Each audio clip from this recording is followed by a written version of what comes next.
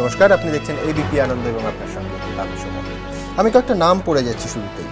পেট কাটা বাবলু, গব্বর, বাচ্চা তারক, কানা বিকাশ, নিকুর, ল্যাংড়া জ্যোতি, এরা প্রত্যেকেই দাগি আসামি। এদের নামে একাধিক ফৌজদারি মামলা আছে। এদের গ্রেফতার করা হয়েছে। এরা কাউন্সিলর শম্ভুবাবুর সঙ্গে ছিলেন। শম্ভুনাথ কাউ গতকালকের ঘটনায় যিনি প্রধান অভিযুক্ত, এগুলো তার সঙ্গীদের নাম। স্বভাবতই প্রশ্ন উঠছে যে এরাই যদি তার সঙ্গী হয় এবং এদের সঙ্গে করে নিয়ে শম্ভুনাথবাবু মাঠ দখল করতে গিয়ে থাকেন, তাহলে কাউন্সিলরের দায়িত্ব, কর্তব্য এবং জনপ্রতিনিধিত্বের ধারণা থেকে তিনি কতটা সরে গেছিলেন। এটা একটা বিচ্ছিন্ন ঘটনা, এরকম গুটিতে একটা হয় নাকি এইটাই নিয়ম, এটাই এ রাজ্যে হয়ে এসেছে এবং এখনও 22 মাসে হচ্ছে? এ প্রশ্ন আমরা দেখব। জনপ্রতিনিধির কথা যদি বলি তাহলে অবশ্যই জননায়কের কথা বলতে হয়। আজকের গোটা দেশের অন্যতম বড় খবর যে আরও 3.5 বছর জেলের মধ্যে কাটাতে হবে সঞ্জয় দত্তকে। সুপ্রিম কোর্ট কিন্তু একেবারে স্পষ্ট ভাষায় এই রায় দিয়েছে। সে বিষয়ে আলোচনা করব এবং অবশ্যই কংগ্রেসের সম্পর্কে মমতা বন্দ্যোপাধ্যায়ের অবস্থানটি কি একটু নরম হচ্ছে? আজকে বিবেক গুপ্তা সাংসদ, তিনি দিল্লিতে যা বললেন সেটা কি তার ইঙ্গিতবাহী? আমরা এই প্রশ্নে আসবো, কিন্তু সবার আগে শম্ভুনাথ কাউ। আমরা শুরুতেই দেখব যে নামগুলো আমরা বলছি, আমরা কেন বলছি, পুলিশ যাদের গ্রেফতার করেছে তাদের সঙ্গে এই অভিযুক্ত কাউন্সিলরের সম্পর্কটা ঠিক কীরকম। থাপাকাণ্ডের পর বিভিন্ন বেআইনি কাজকর্মের সঙ্গে তৃণমূল কাউন্সিলর শম্ভুনাথ কাউয়ের যোগের অভিযোগে বিতর্কের ঝড় উঠেছে বিভিন্ন মহলে। যে সাগরেদদের নিয়ে তিনি বুধবার সকালে ঘটনাস্থলে গিয়েছিলেন, অপরাধের ইতিহাসের নিরিখে তারাও কেউ কম যান না। থাপা যেন তাদেরই রাজত্ব, এখানে তাদের কথাই শেষ কথা। একবার দেখে নেব থাপাকাণ্ডে এফআইআরে থাকা নামগুলি। বাচ্চা তারক, গব্বর, নিকু, শ্যামল মুখোপাধ্যায়, পেট কাটা বাবলু, কানা বিকাশ, জ্যোতি রাই ওরফে ল্যাংড়া জ্যোতি এবং অজয় ঢলুই। স্থানীয় সূত্রে খবর, বাচ্চা তারক, গব্বর, নিকু এবং শ্যামল মুখোপাধ্যায় এই চারজনই 58 নম্বর ওয়ার্ডেরই রাজারঘাট এলাকার নতুন পাড়ার ঢিপি এলাকার বাসিন্দা। অভিযোগ, এই এলাকায় নতুন বাড়ি তৈরি, জমি খালি, জমি দখল সংক্রান্ত সমস্ত ঝামেলা সামলায় এই চারজন।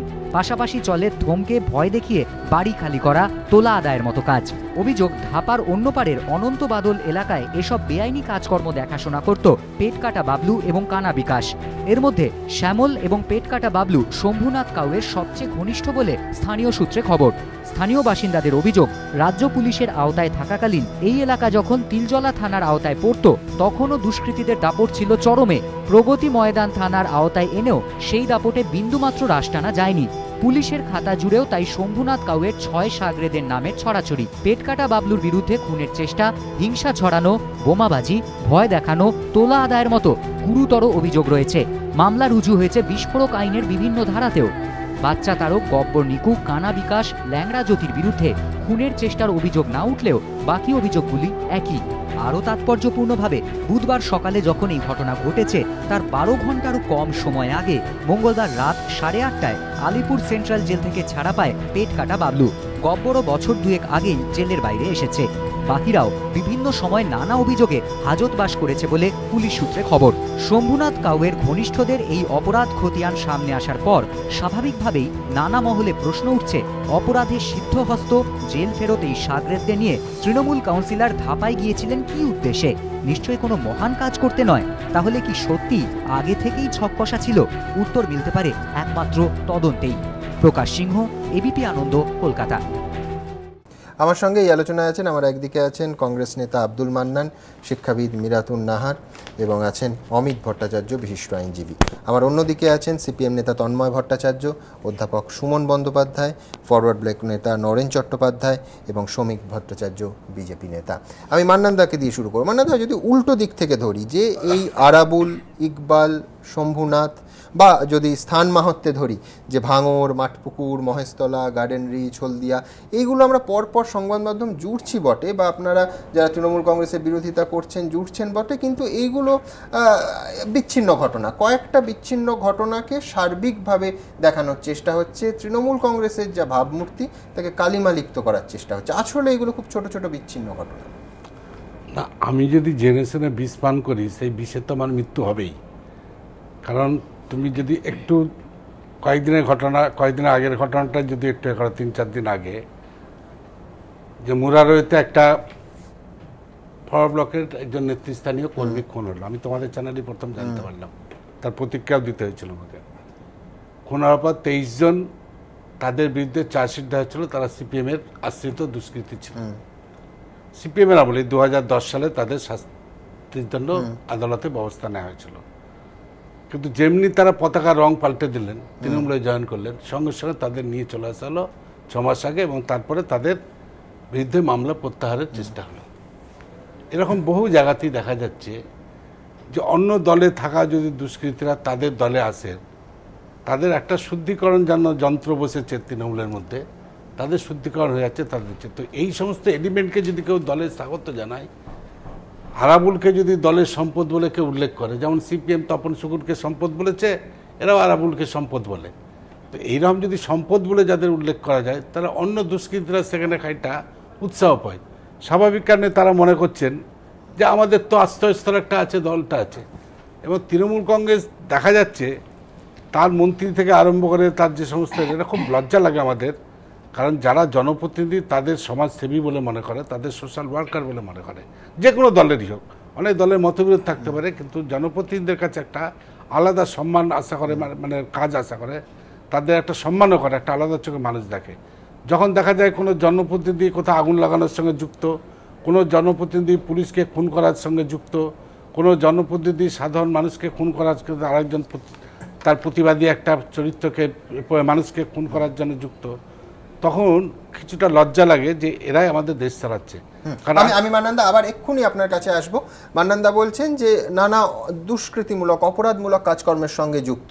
এক্ষেত্রে শম্ভুনাথ কাউর কিন্তু নিজের দলের নেতাকে খুন করার অভিযোগে অভিযুক্ত, কিন্তু জনপ্রতিনিধি হিসেবে তিনি যখন নির্বাচিত হলেন, তারপরে তার এই বদল, তার এই পরিবর্তন, নাকি তার আগেই বিভিন্ন অভিযোগ এবং নানা মামলায় তিনি জড়িত ছিলেন, নানা অভিযোগ ছিল তার বিরুদ্ধে?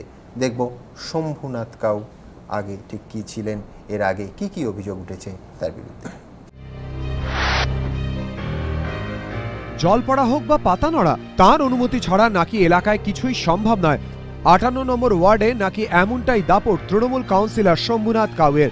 ধাপাপুকুর এবং সেই সংলগ্ন এলাকায় কান পাতলেই শোনা যায় শম্ভুনাথের নানান কীর্তির কথা। বাম আমলে শুরু হয়েছিল বাইপাস সম্প্রসারণের কাজ, কিন্তু রাস্তার দুপাশে অসংখ্য জবরদখলকারীর বাধায় গতি হারায় সেই কাজ। অভিযোগ, তৃণমূল ক্ষমতায় আসার পর বেআইনিভাবে সান্ত্বনা মূল্য পাইয়ে দিয়ে সেই জবরদখলকারীদের হঠিয়ে জোর কদমে শুরু হয় সম্প্রসারণের কাজ। স্থানীয় বাসিন্দাদের অভিযোগ, সেই সান্ত্বনা মূল্য প্রাপকের তালিকায় নাম তোলার জন্য মোটা টাকা কাটমানি নিতেন তৃণমূল কাউন্সিলর শম্ভুনাথ কাউ।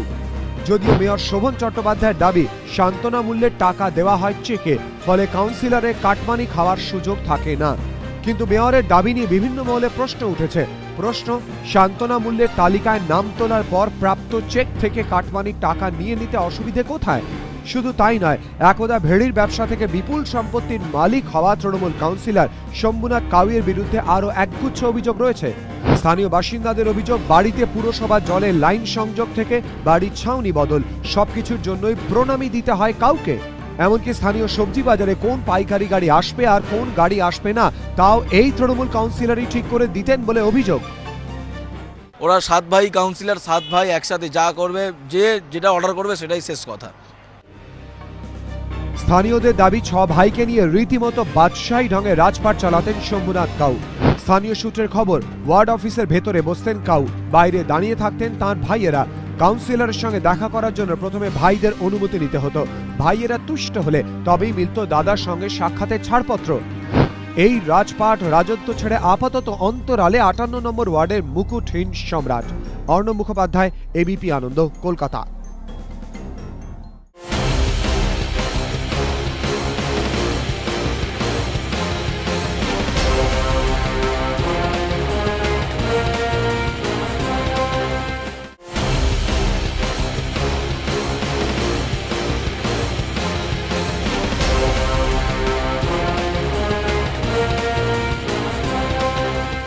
মান্নানদা, আমি আবার এক জায়গা থেকে ধরবো যে শম্ভুনাথ কাউ তো একদিনে তৈরি হননি। আপনারা এই সরকারে কিছুদিন আগে অবধি শরিক ছিলেন, একসঙ্গে নির্বাচনে লড়েছেন, জোট বলি বা সমঝোতা বলি যাই বলি না কেন, তখন কেন প্রতিবাদী হননি? এরা তো একদিনের সৃষ্টি নয়। যেটা হয়েছিল কোনো কমন ম্যানিফেস্টোতে জোট হয় না। আমরা মনে করেছিলাম যে সিপিএমের যে সমস্ত রাজত্বের যে অপশাসনগুলো হয়েছে, তারাও যেভাবে স্বৈরাচারী দৃষ্টিভঙ্গি নিয়ে কাজ করেছে তার একটা অবসান চাই, মানুষ একটা পরিবর্তন চেয়েছিল। আমরা সিট শেয়ারিং করেছিলাম, কোথাও কিন্তু কমন ম্যানিফেস্টো পর্যন্ত আমরা প্রকাশ করিনি। ফলে তৃণমূলের দায়িত্ব আমাদের নেওয়ারও কোনো ব্যাপার ছিল না। আমরা সিট শেয়ারিং করতে 1:1 লড়াই করতে হয়েছিল যাতে সিপিএমকে পরাস্ত করা যায়।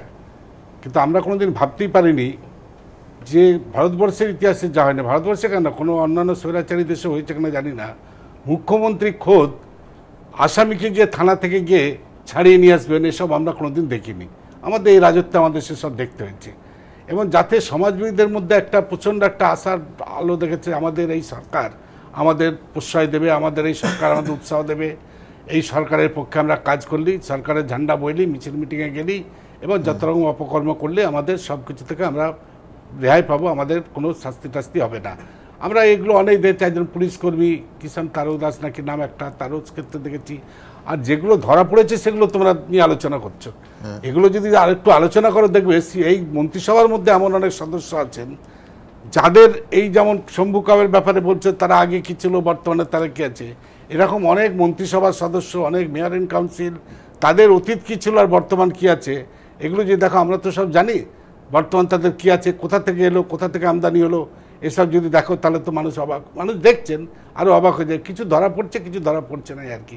মুসলিমের দু একটা আঙুলে গোনা দু একটা ধরা পড়ছে, অসংখ্য এরকম আছে, বিভিন্ন পদাধিকারী হয়ে বসে আছেন, কেউ বিধায়ক হয়ে আছেন, এরকম অনেক আছেন। তা আমি যেটা আজকে বলতে চাচ্ছি যে তুমি যেটা আমাকে প্রশ্ন করলে যে আবার সে একই উত্তর আমাকে দিতে হবে যে কেন জেনেও আপনারা এ করলেন। আমরা সিপিএমের হাত থেকে রক্ষা চেয়েছিলাম, কারণ সিপিএমের আমলে গণতন্ত্র যেভাবে লুণ্ঠিত হয়েছিল, যেভাবে মানুষ, আমরা পঞ্চায়েত ইলেকশন দিয়েছিলাম, গ্রামের পর গ্রাম কেউ পঞ্চায়েতে প্রার্থী দিতে পারছে না।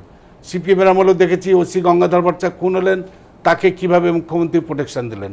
সিপিএমের আমলেও দেখেছি কিভাবে সাঁইবাড়ির হত্যাকাণ্ডের নায়ককে জেল থেকে ছাড়িয়ে নিয়ে এলেন।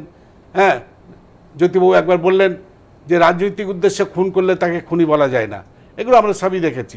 আমি এই প্রশ্নেই তন্ময়দার কাছে আসবো। তন্ময়দা, আপনাদের তপন শুকুর ছিল, এখন আরাবুল ইকবাল শম্ভুরা আছে, একটা নয় অনেকগুলো ছিল, তো তফাৎ কোথায়? একই আপনাদের ট্র্যাডিশন, তৃণমূল কংগ্রেস বহন বলতে লাইফ হেল্প করে দেবো। পেটকাটা বাবলু কিংবা গব্বরের নাম করে শম্ভুনাথকেও ভোটে যেতেনি। পেটকাটা বাবলু কিংবা গব্বরের গ্রেফতার করার ফলে রাজদেব গোয়ালা মিছিল বের করেছিল, তাকে কেন গ্রেফতার করা হচ্ছে সেটাও বলুন। বলা তো বলতেই তো দিলেন না, এক লাইন বলার সাথে সাথে মানলাম না, এক লাইন বলার সাথে আমি ডিস্টার্ব করি, সরি বলুন না। বলছি পেটকাটা বাবলু কিংবা গব্বরের নাম করে শম্ভুনাথ কাউ ভোটে যেতেননি। শম্ভুনাথ কাউ থেকে শুরু করে ভোটে জেতা সব কাউন্সিলর, শতাব্দী রায় থেকে শুরু করে ভোটে জেতা সব এমপি এবং যে কোনো এমএলএ যারা ভোটে জিতেছিলেন, তারা সকলেই এলাকার মানুষের কাছে বলেছিলেন আমরা দিদির প্রতিনিধি, পেটকাটা বাবলুর প্রতিনিধি না, গব্বরের প্রতিনিধি না।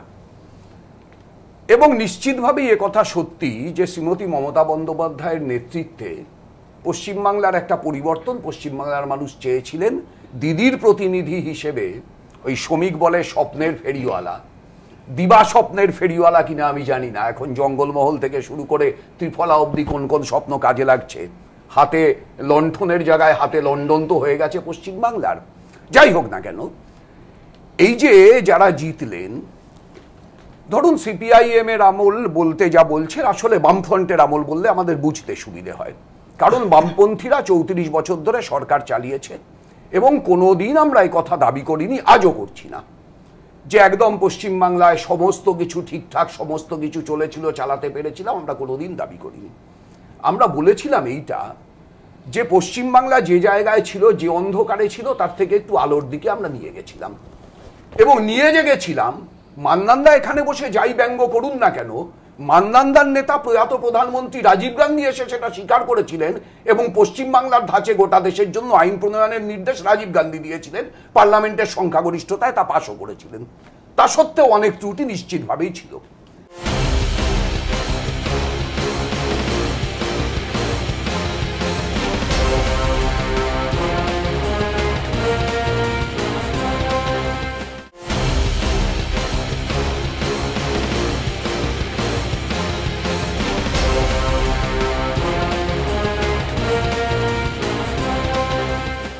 এই যে শম্ভুনাথ কাউয়ের দলবলের হাতে গতকাল তৃণমূল কংগ্রেসের যে ভদ্রলোক খুন হলেন, আমি তোমাদের চ্যানেলেই দেখছিলাম সুমন, সম্ভবত ওই ভদ্রলোকের মেয়ে, সে কাঁদতে কাঁদতে চিৎকার করে করে বলছিল এর নাম কি পরিবর্তন, এর নাম কি পরিবর্তন। ওর সামনাসামনি আমার বলার সুযোগ হয়নি, কিন্তু আমি আমার টেলিভিশন সেটের সামনে বসে এইটা বলতে চাইছিলাম যে হ্যাঁ মা, এইটাই হচ্ছে পরিবর্তন।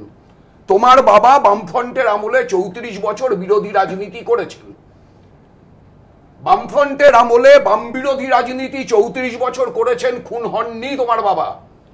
তোমার বাবা যে রাজনীতি করেছেন সেই রাজনীতির প্রতিনিধি ওখানে একবার নয় একাধিকবার জিতেছে, খুন হননি তোমার বাবা। পরিবর্তন এসেছে, তোমার বাবা সেই দলের নেতৃত্ব করেছেন, সেই দলের নেতার হাতে, কাউন্সিলরের হাতে তোমার বাবা খুন হয়েছেন, এইটার নামই হচ্ছে পরিবর্তন। এখন সেই পরিবর্তনটা আপনাদের সময় বামফ্রন্টে গোষ্ঠীদ্বন্দ্ব ছিল না? সেই পরিবর্তনটা আনবার জন্য উঠে পড়ে লেগেছিলেন কোন কোন ন্যূনতম শর্তে, সেটা মান্নান দাদের বিষয়। প্রথম কথা হচ্ছে বামপন্থী ফ্রন্ট অনেকগুলো দলের জোট, এ খুব স্বাভাবিক। আমি আসবো তন্ময়, এটা আসবো, আমি আপনার কাছেই আসবো, আমি আপনার কাছেই আসবো। তার আগে আপনাদের দেখাবো যে এই শম্ভুনাথ কাউর এখন ঠিক কোথায় আছেন, পুলিশ কি বলছে, কোথায় তার শেষ নিদর্শন ছেড়ে ফেরার হয়ে গেছেন তিনি। তৃণমূলের কাউন্সিলর অস্বস্তি অব্যাহত, সেই সঙ্গে অব্যাহত পলায়ন ট্র্যাডিশনও। মোহাম্মদ ইকবালের পর শম্ভুনাথ কাউ, আরও এক তৃণমূল কাউন্সিলর খুনের ঘটনায় অভিযুক্ত হওয়ার পরই বেপাত্তা। পুলিশ সূত্রে খবর, বুধবার ঘটনার পর সকাল 10টা নাগাদ শম্ভুনাথের মোবাইল টাওয়ার লোকেট করে দেখা গিয়েছে তিনি বাইপাসের ধারে একটি ক্লাবের আশেপাশে রয়েছেন। পুলিশের অনুমান ক্লাবে লুকিয়েছিলেন তিনি, কিন্তু তারপরই মোবাইল ফোন বন্ধ করে দেন শম্ভুনাথ। যখন প্রয়োজন হয় তখন খোলেন, তারপর কথা বলা হয়ে গেলে আবার বন্ধ করে দিতে থাকেন। শম্ভুনাথের মোবাইল ফোনের টাওয়ার অনুযায়ী দুপুর 1:45 থেকে 2টোর মধ্যে বাইপাসের ধারে হোসেনপুরে ছিলেন তিনি। হোসেনপুরে শম্ভুনাথের নিজের বাড়িও রয়েছে, তার জামাইয়ের বাড়িও রয়েছে, সম্ভবত সেখানেই তিনি গিয়েছিলেন বলে পুলিশের অনুমান। বৃহস্পতিবার শিয়ালদার কামারডাঙ্গা রেল কলোনির কাছে অভিযুক্ত তৃণমূল কাউন্সিলরের গাড়ি উদ্ধার হয়। পুলিশের অনুমান ইচ্ছাকৃতভাবেই নিজের গাড়ি কামারডাঙ্গায় ছেড়ে ট্যাক্সিতে করে পালান শম্ভুনাথ। তিনি যাতে শহর না ছাড়তে পারেন তার জন্য শিয়ালদা, হাওড়া স্টেশন এবং দমদম বিমানবন্দরে ওত পেতে রয়েছে পুলিশ। তাদের অনুমান অভিযুক্ত তৃণমূল কাউন্সিলর এখনো কলকাতাতেই রয়েছে, তবে মোবাইল ফোন বন্ধ করে রাখায় তার হদিশ সম্পর্কে এখনো দিশেহারা পুলিশ। প্রকাশ সিংহ, এবিপি আনন্দ, কলকাতা। তার মানে এটা ঘটনা যে তৃণমূল কংগ্রেসের নেতা, এলাকায় জনপ্রিয় নেতা, স্থানীয় নেতা, তাকে খুনের অভিযোগ সরাসরি তৃণমূল কংগ্রেসের কাউন্সিলরের বিরুদ্ধে, দ্যাট ইজ ফাইন। কিন্তু আমি বলছি বামফ্রন্টে আরএসপি বনাম সিপিএম, ফরওয়ার্ড ব্লক বনাম সিপিএম, এই বারবার সিপিআই বনাম সিপিএম, এই দ্বন্দ্ব বা এই সেই দ্বন্দ্বকে ঘিরে সংঘর্ষ, সিপিএম বনাম সিপিএম, তো সেইটা কি ছিল না সব জায়গাতে? প্রথম কথা হচ্ছে CPI, RSP, forward block, CPIM চারটে আলাদা দল, কংগ্রেস, তৃণমূল কংগ্রেস দুটো আলাদা দল। দুটো দলের দুটো রাজনীতি থাকবে, রাজনীতির প্রশ্নে মত পার্থক্য থাকবে। এখানে আমি আর নরেনবাবু বসে আছি, নরেনবাবুর দল আর আমার দলের মত ভারতবর্ষের সমস্ত বিষয় এক না। কিন্তু আমাদের যেটা কথা ছিল সেটা হচ্ছে এই রাজ্যে আমরা সরকার যখন তৈরি করেছিলাম তখন ন্যূনতম একটা কর্মসূচি নিয়ে করেছিলাম, সেটা রূপায়ণ করতে এগোচ্ছিলাম কিনা তার পর্যালোচনা আর আজকে বিষয় না। আমাদের সঙ্গে ওদের অনেক বিরোধ আছে, ভবিষ্যতেও অনেক বিরোধ হবে, কিন্তু বামপন্থী ফ্রন্ট হিসাবেই ছিল 5টা দল নিয়ে গঠিত হয়ে 12টা দলের বামপন্থী ফ্রন্টে পরিণত হয়েছে, ঐক্য প্রসারিত হয়েছে।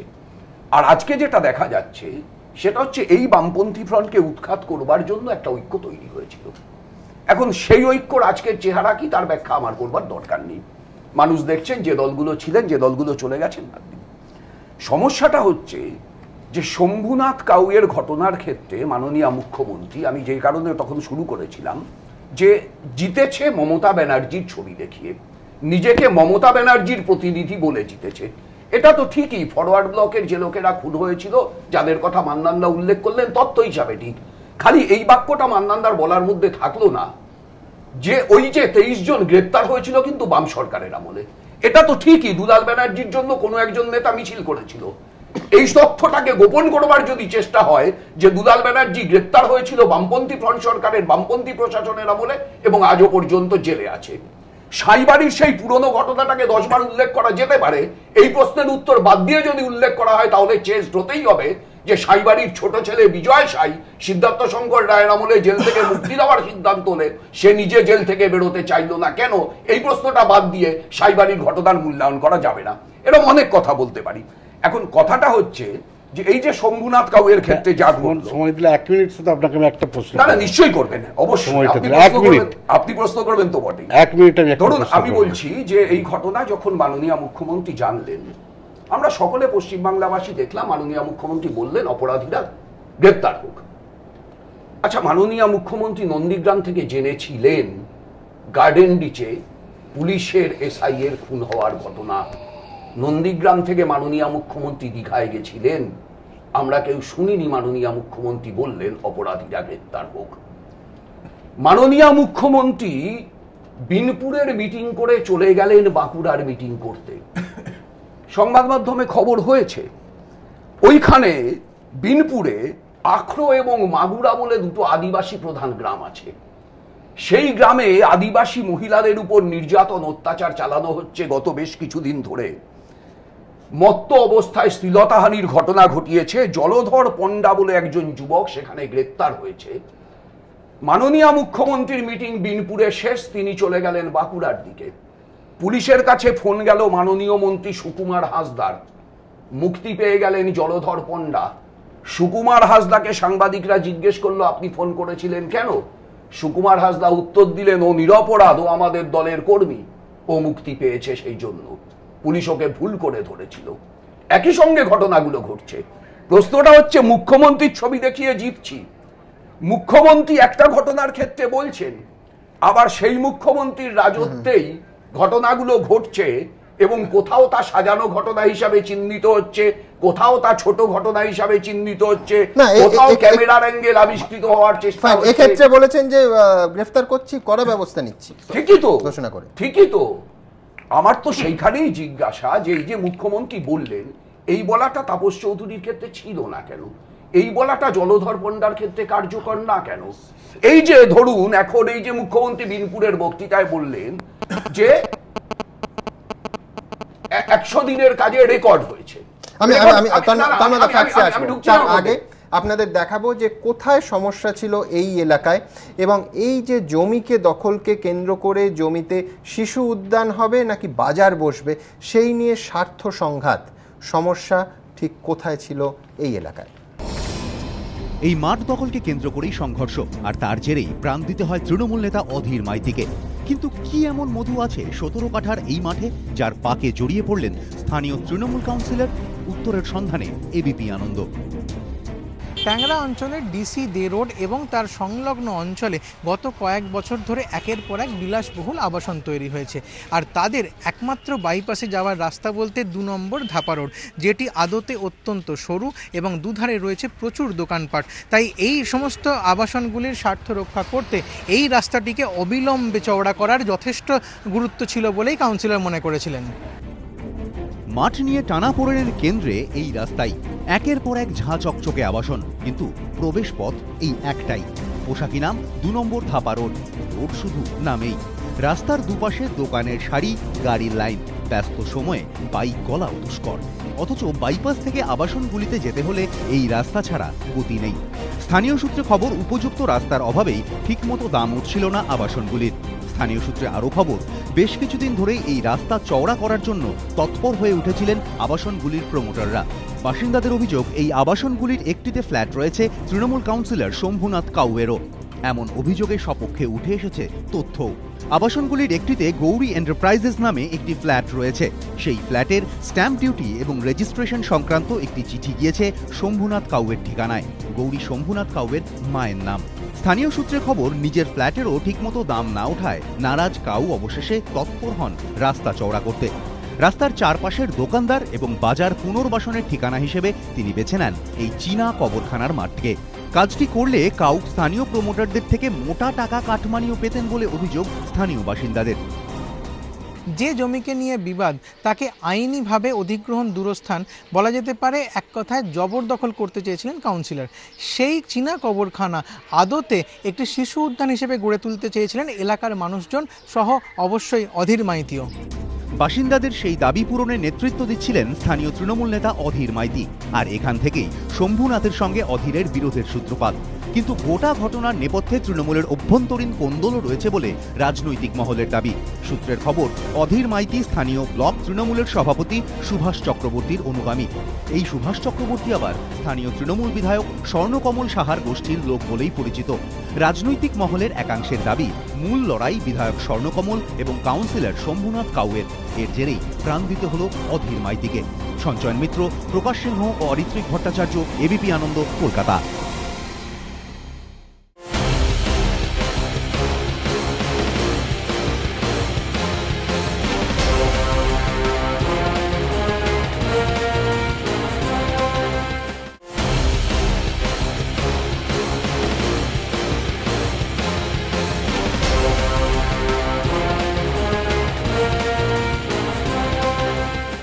আমি সুমনের কাছে যাব। সুমন, একটা জিনিস আমায় বলুন, সেটা হচ্ছে কর্তৃপক্ষ, পুরো কর্তৃপক্ষ হোক সরকার হোক, জমির বিষয় হলে নোটিশ পড়বে।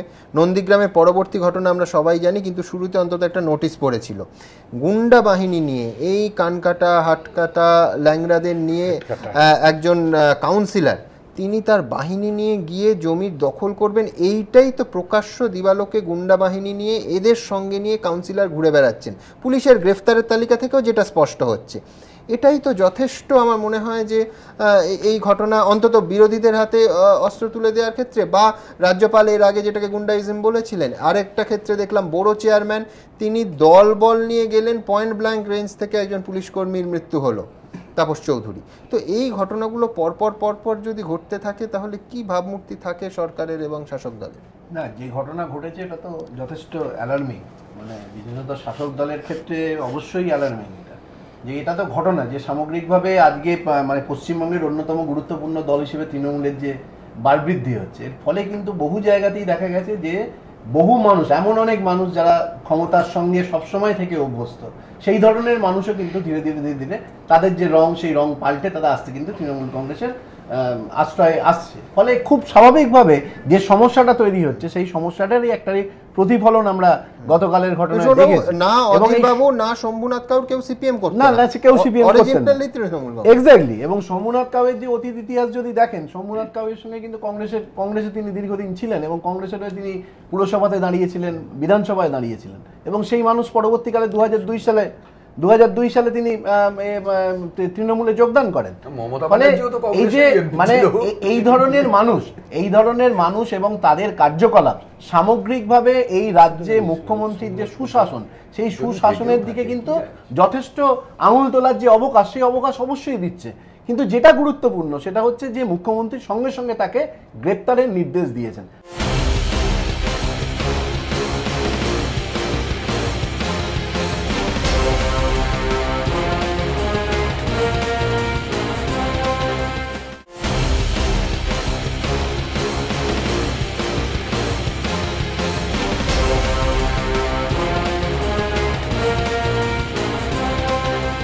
আসলে যে পরিবর্তনটার কথা আমরা বারবার ধরে বলার চেষ্টা করি, বা যেটা খুব স্বাভাবিকভাবে সবসময় হয়তো হাইলাইটেড হচ্ছে না আজকাল দিনে, সেটা হচ্ছে যে এই সরকারই প্রথম কিন্তু দেখালো যে সে যে দলেরই হোক, যদি কোনো অপরাধ করে থাকে, অপরাধের সঙ্গে যুক্ত হয়ে থাকে, তাকে সঙ্গে সঙ্গে গ্রেপ্তার করা হবে। এবং সে ব্যাপারে কিন্তু বেশ কতগুলো উদাহরণের কথা আমরা দেখেছি, যেগুলো প্রাথমিক পর্বে সংবাদ মাধ্যম থেকে শুরু করে বিরোধী দল বারবার ধরে তারা বলার চেষ্টা করেছে যে এই ধরনের অপরাধীদের গ্রেপ্তার করা হবে না, বা যেহেতু এরা তৃণমূলের সঙ্গে যুক্ত, এদের বিরুদ্ধে ব্যবস্থা নেওয়া হবে না। কিন্তু আমরা আরাবুল ইসলামের ক্ষেত্রে আমরা দেখেছি, আমরা মুন্নার ক্ষেত্রে দেখেছি, তিনি বড় চেয়ারম্যান, তাকেও পরবর্তীকালে গ্রেপ্তার করা হয়েছে। এবং শম্ভুনাথ কাউয়ের ব্যাপারেও দেখা গেছে যে মুখ্যমন্ত্রী সেই বাঁকুড়ায় থাকাকালীন তিনি খবর পাওয়ার সঙ্গে সঙ্গে তিনি কিন্তু তাদের নির্দেশ দিয়েছেন গ্রেপ্তার করার, এবং তিনি এই কথাটা পরিষ্কারভাবে বলেছেন। তার আগে আপনাকে আমি দেখাবো যে যেটা নিয়ে আরেকটা বিতর্ক, যে মুখ্যমন্ত্রী যেভাবে ক্যামেরার সামনে কালকে বললেন এবং গ্রেফতার করার নির্দেশটা জানালেন, তার প্রথম বাক্য ছিল ধাপা ট্যাংরা ওখানে একটা গন্ডগোলে একটা জমিকে কেন্দ্র করে একজন মানুষ অসুস্থ ছিলেন, সম্ভবত মারা গিয়েছেন ওই গন্ডগোলের মধ্যে পড়ে। অনেকেই বলছেন যে এই বাক্যটা যখন রাজ্যের সর্বোচ্চ নেতৃত্ব বলেন তা সেটাতেই কেসটা ডাইলিউটেড হয়ে যায়, তার কারণ তার মানে মারাটা ইন্টেনশন ছিল না, তিনি অসুস্থ ছিলেন, সম্ভবত গন্ডগোলের মধ্যে পড়ে মারা যান, অর্থাৎ খুনও নয়, যেটা পরিবারের লোক কিন্তু কাল বারবার আমাদের বলেছেন যে কোনোভাবে অসুস্থ ছিলেন না। আমি তর্কের খাতিরে ধরে নিলাম যে অসুস্থ ছিলেন। সেক্ষেত্রে প্রশ্ন ওঠে, যদি মুখ্যমন্ত্রী অত দূরে ঝিলিমিলি থেকে জানতে পারেন যে অসুস্থ ছিলেন বাঁকুড়ায় বসে, তাহলে এই অধীর মাইতি অসুস্থ ছিলেন এটা শম্ভুনাথ কাউর তার এলাকার নেতা এবং একই দল করেন, তার তো আরো আগে জানার কথা। না না অবশ্যই আমি আপনাকে ঠিক যে অংশটা আমরা সুমন বাবুকে বললাম আপনাদের সামনে পাশাপাশি পরিবারের লোক এবং মাননীয় মুখ্যমন্ত্রীর বক্তব্য পাশাপাশি রেখে দেখা। ধাপা ট্যাংরার ওখানে একটা গন্ডগোলে একটা জমি দখলকে কেন্দ্র করে একজন মানুষ অসুস্থ ছিলেন, সম্ভবত তিনি মারা গিয়েছেন এবং ওই গন্ডগোলের মধ্যে পড়ে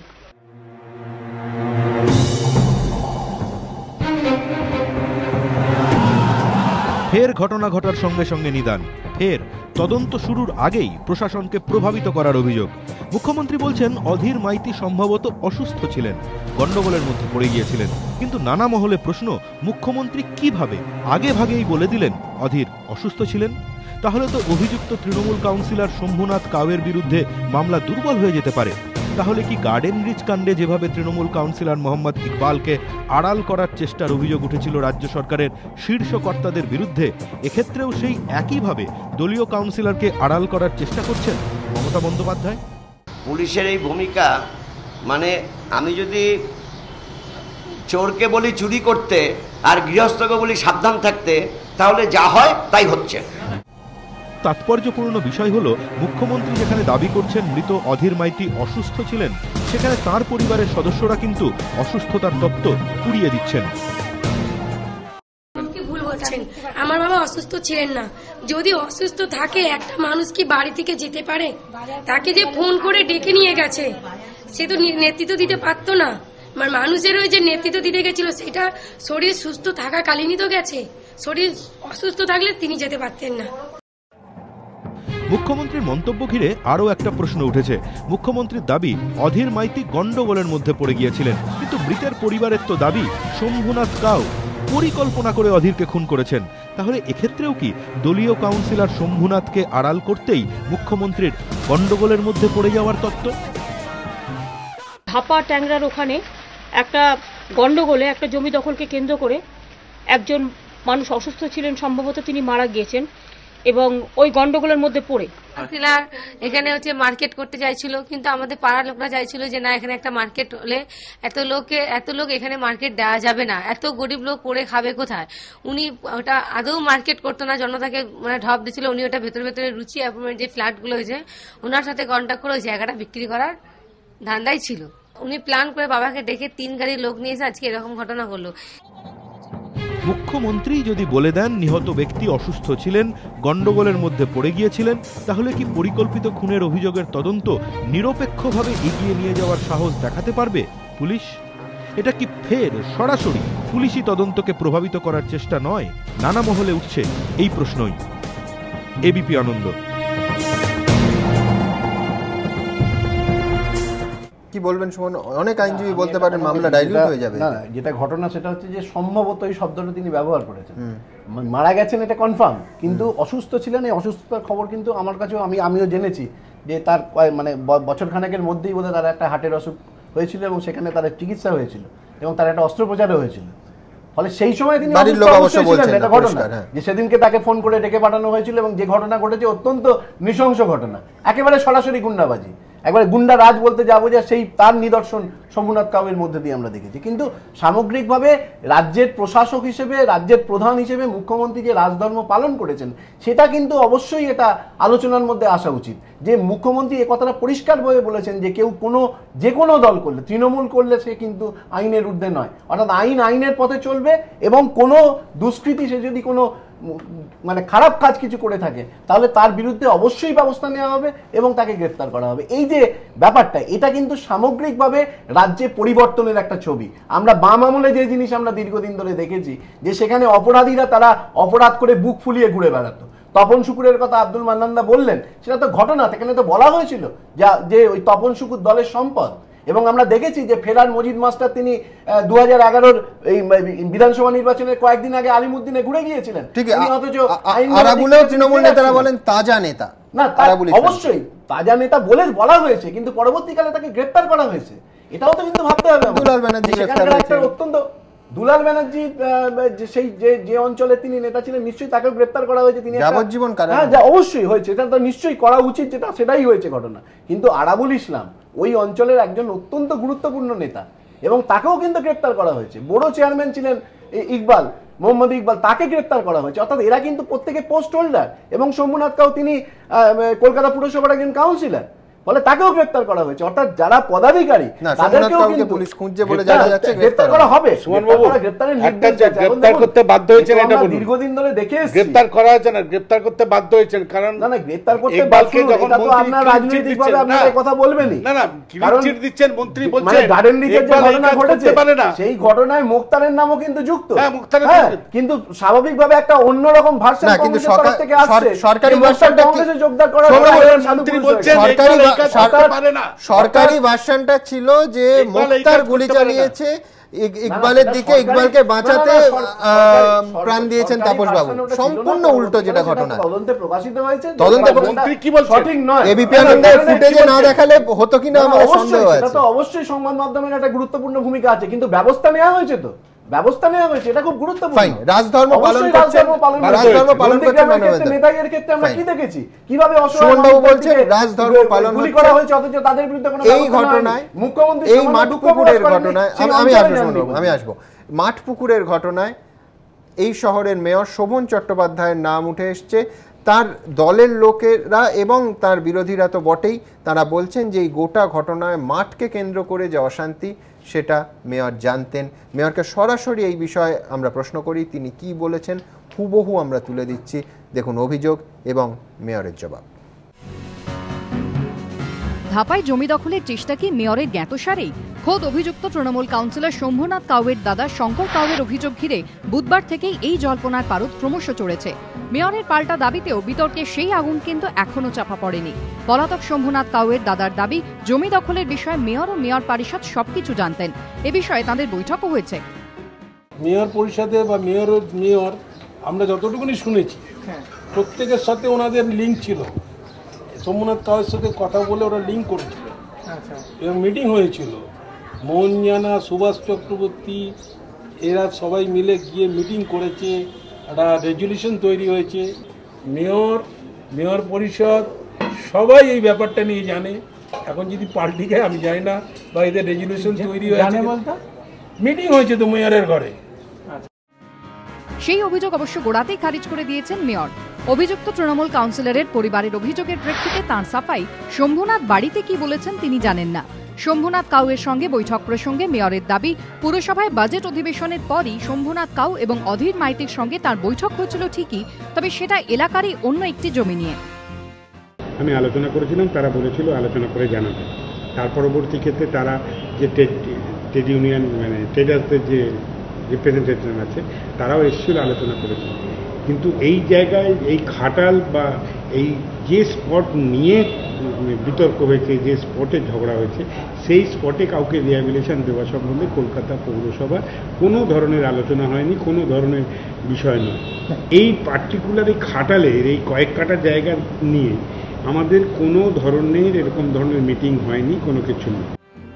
স্থানীয় তৃণমূল ব্লক সভাপতির দাবি, জমি দখলের বিষয়ে তিনি কিছু জানতেন না। জমির দায়িত্ব কর্পোরেশন মেয়র আছে, তারা কি কর্পোরেশনের জমি কি কারো খাস জমি তারা জানেন। আমরা যেটুকু জানি এটা হচ্ছে চীনা কবরস্থান এবং যেটা এটা কর্পোরেশনের বিষয় তারা সেটা বলবে, আমরা এটা বিষয়ে জানি না। আমরা পার্টির সংগঠনের না, আমরা এটা কিছু জানি না। আমরা ওটা যেমন প্রতিদিন আসি বসে আমরা দলের সংগঠন দেখি, কি কোথায় জমি ব্যাপার আমরা এটা জানি না। তৃণমূলের ব্লক সভাপতির এই দাবি নতুন জল্পনা উস্কে দিয়েছে বিভিন্ন মহলে। পার্টি অফিসের পেছনেই রয়েছে বিতর্কিত জমি, অথচ তিনি কিছুই জানেন না, এমনটা হয় কি করে? যে জমিকে নিয়ে এত বিবাদ তা আদতে ছিল চীনা কবরখানা, যা এই মুহূর্তে অর্ধেকটা অংশ খাটাল এবং অর্ধেকটা অংশ ছোট মাঠ। এই জমিতেই কাউন্সিলর চেয়েছিলেন যে রাস্তা চওড়া করবার জন্য মানুষজনকে এখানে পুনর্বাসন দেওয়া হবে। মেয়রের অবশ্য দাবি, শম্ভুনাথ কাউকে বুধবার ঘটনাস্থলে যেতে নির্দেশ দেওয়া হয়নি। খাটাল ছিল, সেই খাটালের জায়গাটাই 6-7 কাঠা জায়গা। কেন আমি ব্যক্তিগতভাবে একটা জায়গায় যদি রিহ্যাবিলিটেশনের প্রশ্ন থাকে, আমার রাস্তা চওড়া করার দরকার থাকে, তাহলে সেই আলোচনা অফিসিয়াল স্তরে হতে পারে। সেই আলোচনা করেই কিভাবে তার রিহ্যাবিলিটেশন হবে আলোচনা করা যেতে পারে। কিন্তু তার আগে এভাবে নিজস্ব উদ্যোগে কেউ করতে পারেন না। সব মিলিয়ে দাবি পাল্টা দাবিকে ঘিরে ধাপা কাণ্ডে ধোঁয়াশা আরও বাড়ছে। সঞ্জয় মিত্র ও অর্ণব মুখোপাধ্যায়ের রিপোর্ট, এবিপি আনন্দ, কলকাতা।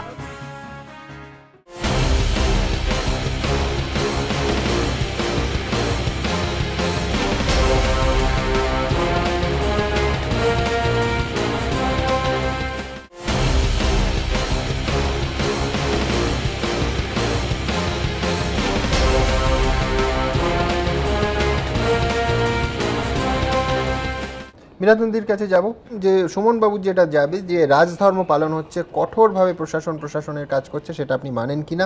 একেবারে নির্দিষ্টভাবে এই প্রশ্নটা উত্তর দেওয়ার আগে ঠিক কি প্রক্রিয়ায় আমাদের এই রাজ্য ব্যবস্থা চলে সেটা একটু বোঝা দরকার। তারও আগে এই যে শব্দগুলো আমরা শুনছিলাম না, পেট কাটা, মাথা কাটা, পা কাটা, মাথা কাটা বোধহয় নেই, পা কাটা, কান কাটা, এই শব্দগুলো খুব তাৎপর্যপূর্ণ। কেননা এই সমস্ত মানুষগুলি এই অঙ্গহানিগুলো লাভ করেছেন নানা ধরনের দুষ্কর্ম বা অপকর্ম করে, এটা পরিষ্কার। এটা সম্পর্কে আশা করি কোনো বিতর্ক উঠবে না। তো নানা ধরনের সমাজ বিরোধী অপকর্ম করে তারা এই ধরনের অঙ্গহানি নামক পুরস্কারগুলিও লাভ করেছেন। এখন আমার কাছে যেটা মনে হয় সেটা হলো, একটা বহুতল বাড়ি যদি তুলতে হয় তাহলে তার অনেকগুলো থাম লাগে তো। এই থামগুলোর উপরে, স্তম্ভগুলোর উপরে দাঁড়িয়ে থাকে বহুতল বাড়ি। তো আমার মনে হচ্ছে রাজ্য নামক দেশের কথা, এখন গোটা দেশের কথা ছেড়ে দেওয়া যাক, আমাদের যে রাজ্য বা রাজ্য চলে এই বহুতল বাড়ির থামগুলোর মতো। নির্বাচন ব্যবস্থা একটা আছে, গণতান্ত্রিক প্রক্রিয়া, নির্বাচন ব্যবস্থা। সেই নির্বাচন ব্যবস্থার ক্ষেত্রে যা ঘটে এবং তারপরে আবার একটি নির্বাচন না আসা পর্যন্ত এই থামগুলোর উপরে অনেকখানি নির্ভর করতে হয় গোটা রাজ্যের ব্যবস্থাপনার উপরে যারা রয়েছে। এই পেট কাটা, পা কাটা, কান কাটারা এইরকম এক একটি থাম, এই থামগুলোর উপরে নির্ভর করতে হয় ঠিক এর উপরে যারা থাকেন, এই কাউন্সিলর পদে অভিষিক্ত মানুষজনেরা, কাউন্সিলরদের উপরে নির্ভর করতে হয়। তার উপরে অধিষ্ঠিত আছেন, আমি আর পদগুলো বলছি না, তারা সব মাননীয়, তাদের অপমান হবে বা অসম্মান করব এমন মানুষ হতে চাইছি না। তারও উপরে আপনারা সবাই জানেন পদগুলো পরপর সাজানো থাকে এবং সর্বোচ্চ পদে থাকেন মুখ্যমন্ত্রী। তো যেটা আমরা লক্ষ্য করি, যদি একটু কেউ সচেতন থাকে রাজ্যের মধ্যে বসে, তাহলে তারা সকলেই জানেন যে এই থামগুলোর সঙ্গে আর একেবারে উপরের তলার যে ঘরগুলি বা উপরের তলা যেটা একেবারে ধরুন 17 তলা বা 18 তলার উপরে, এই যে পর্যায়ক্রমে এক ধরনের সম্পর্ক, এই সম্পর্কের মতনই সম্পর্ক হলো এই পেট কাটা, মাথা কাটাদের, এই পা কাটা, কান কাটাদের সঙ্গে একেবারে উপরতলার সম্পর্ক। এই সম্পর্ককে এরা কেউই, প্রত্যেকটা মাঝখানের যে সম্পর্ক পদগুলো আছে, এরা কেউই অবহেলা করতে পারছেন না।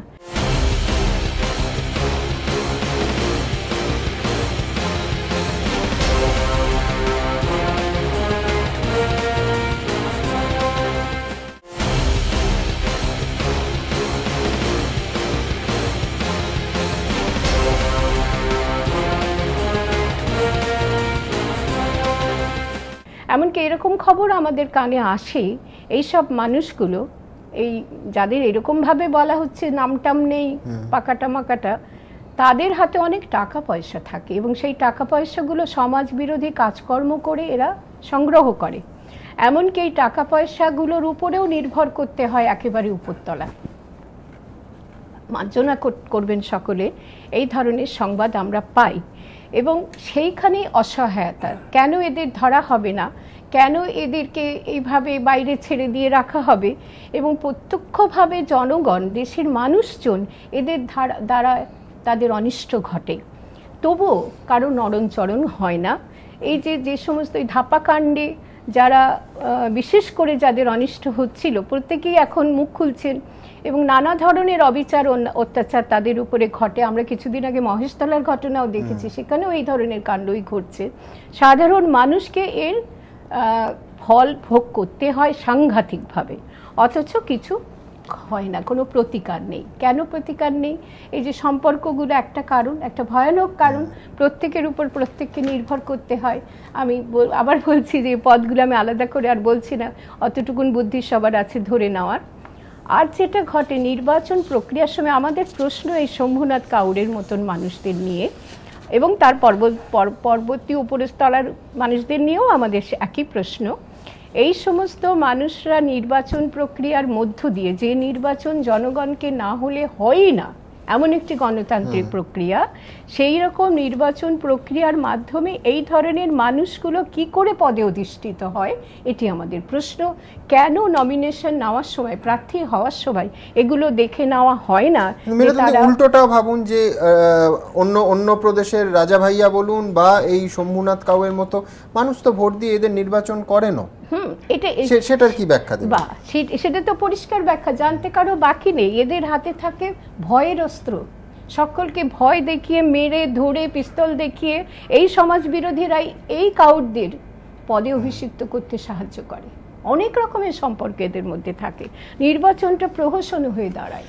ফলে নির্বাচনের ক্ষেত্রে যখন বিশেষ করে আটকানো যাবে যারা এই সমস্ত পদপ্রার্থী হবেন, তারা কি ধরনের কাজের সঙ্গে যুক্ত, তারা কতখানি জনগণের পক্ষে সহায়ক হবেন না উল্টো হবে, সেটা দেখে নেওয়া খুব জরুরি।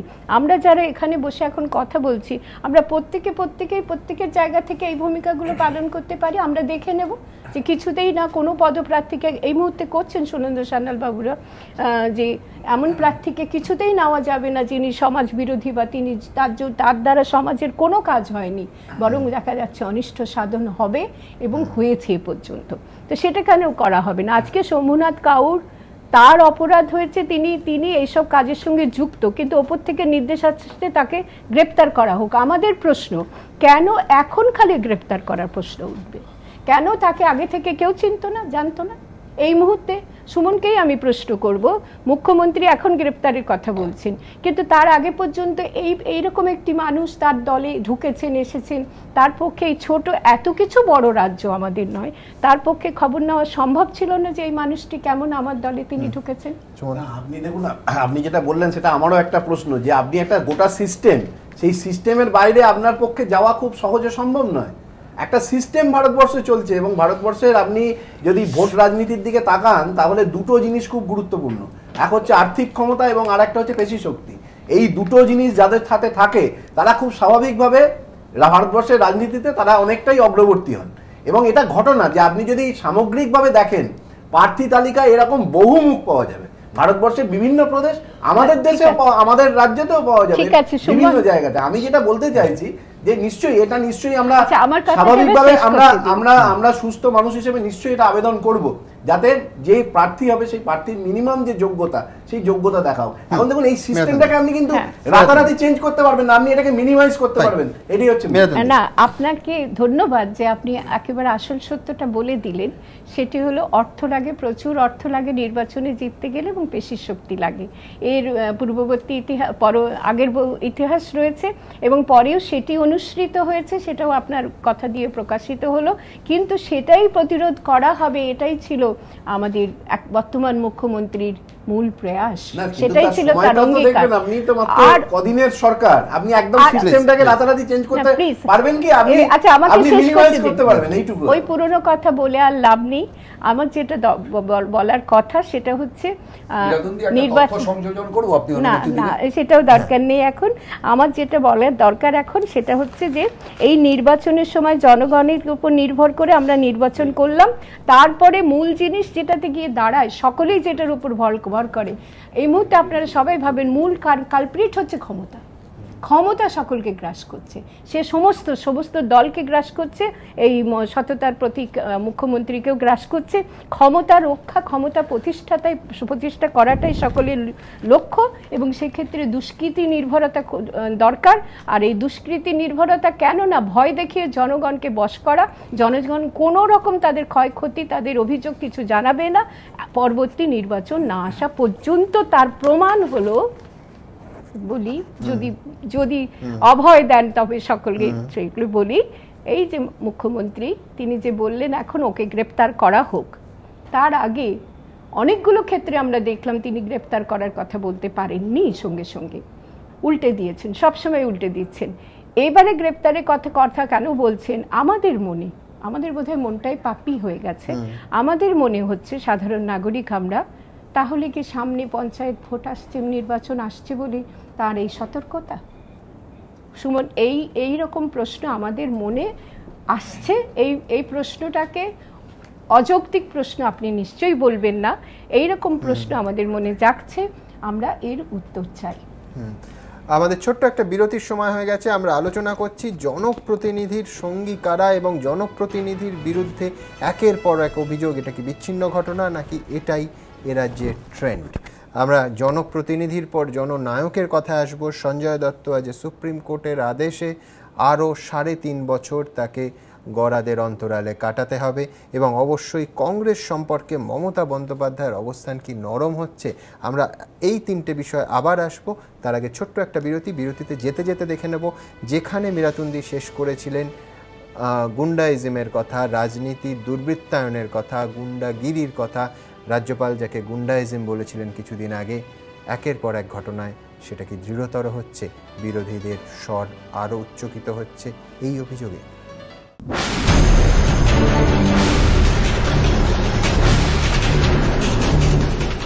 রাজনীতিতে দুর্বৃত্তায়নের অভিযোগ নতুন নয়, কিন্তু সরাসরি রাজনৈতিক দলের সদস্যদেরই অপরাধে জড়িয়ে পড়া একের পর এক বর্তমানে সেই চরম অস্বস্তির মধ্যে দিয়ে যেতে হচ্ছে শাসক দল তৃণমূলকে। কারণ রাজ্য রাজনীতিতে বিতর্কের ঝড় তোলা 3 ঘটনা, গার্ডেন রিচ কাণ্ড, মহেশতলা কাণ্ড আর মাত্র 24 ঘন্টা আগের ধাপায় গণ্ডগোল, 3 ঘটনাতেই কাঠগড়ায় তৃণমূলের কাউন্সিলর। গার্ডেন রিচ কাণ্ডে যখন শেখ সুবহানের গুলিতে কলকাতা পুলিশের সাব ইন্সপেক্টর মাটিতে লুটিয়ে পড়েন, অভিযোগ তার ঠিক কিছুক্ষণ আগে সেখানে পৌঁছন তৃণমূল কাউন্সিলর মোহাম্মদ ইকবাল ওরফে মুন্না। ছবিতেই দেখা যায় এলাকার অন্যান্য তৃণমূল কর্মীদের ডেকে ঘটনাস্থলে নিয়ে আসছেন তিনি। তদন্তে নেমে তার বিরুদ্ধে খুনের চেষ্টা, হিংসা ছড়ানোর মতো মামলাও রুজু করে পুলিশ। গোয়েন্দাদের দাবি, জেরার মুখে শেখ সুবহানও জানিয়েছেন ইকবালই তাদের অস্ত্র দেন। সেই বিতর্কের মাঝেই ফের শাসক দলের মুখ পোড়ায় মহেশতলা অগ্নিকাণ্ড। ফের এফআইআরে এক তৃণমূল কাউন্সিলরের নাম দুলাল দাস, মহেশতলা পুরসভার চেয়ারম্যান। অভিযোগ অবশ্য অস্বীকার করেছেন তিনি। আর সেই বিতর্কের ধাক্কা সামলে ওঠার আগেই এবার ধাপা কাণ্ডে কাঠগড়ায় আরও এক তৃণমূল কাউন্সিলর শম্ভুনাথ কাউ। আর ইকবালের পথে হেঁটেই তিনিও পলাতক। এই ঘটনাগুলি শুধু রাজনৈতিক মহলে সমালোচনার ঝড়ই তোলেনি, সেই সঙ্গে বিভিন্ন মহলে একটি প্রশ্নও তুলে দিয়েছে, তা হলো এ রাজ্যেও কি গুন্ডারাজের সূচনা হচ্ছে? রাজনৈতিক পর্যবেক্ষকরা বলছেন, ও বলয়ে বাহুবলী শব্দবন্ধটি বহুল প্রচলিত হলেও বাংলায় কিন্তু এখনও তা শোনা যায় না। যদিও একের পর এক খুনের ঘটনা, অগ্নিকাণ্ডের ঘটনায় যেভাবে সরাসরি তৃণমূল কাউন্সিলরদের নাম উঠে আসছে, তাতে এ রাজ্যেরও অচিরেই এই শব্দবন্ধের প্রচলন হতে পারে বলে আশঙ্কা করছেন অনেকেই। এবিপি আনন্দ।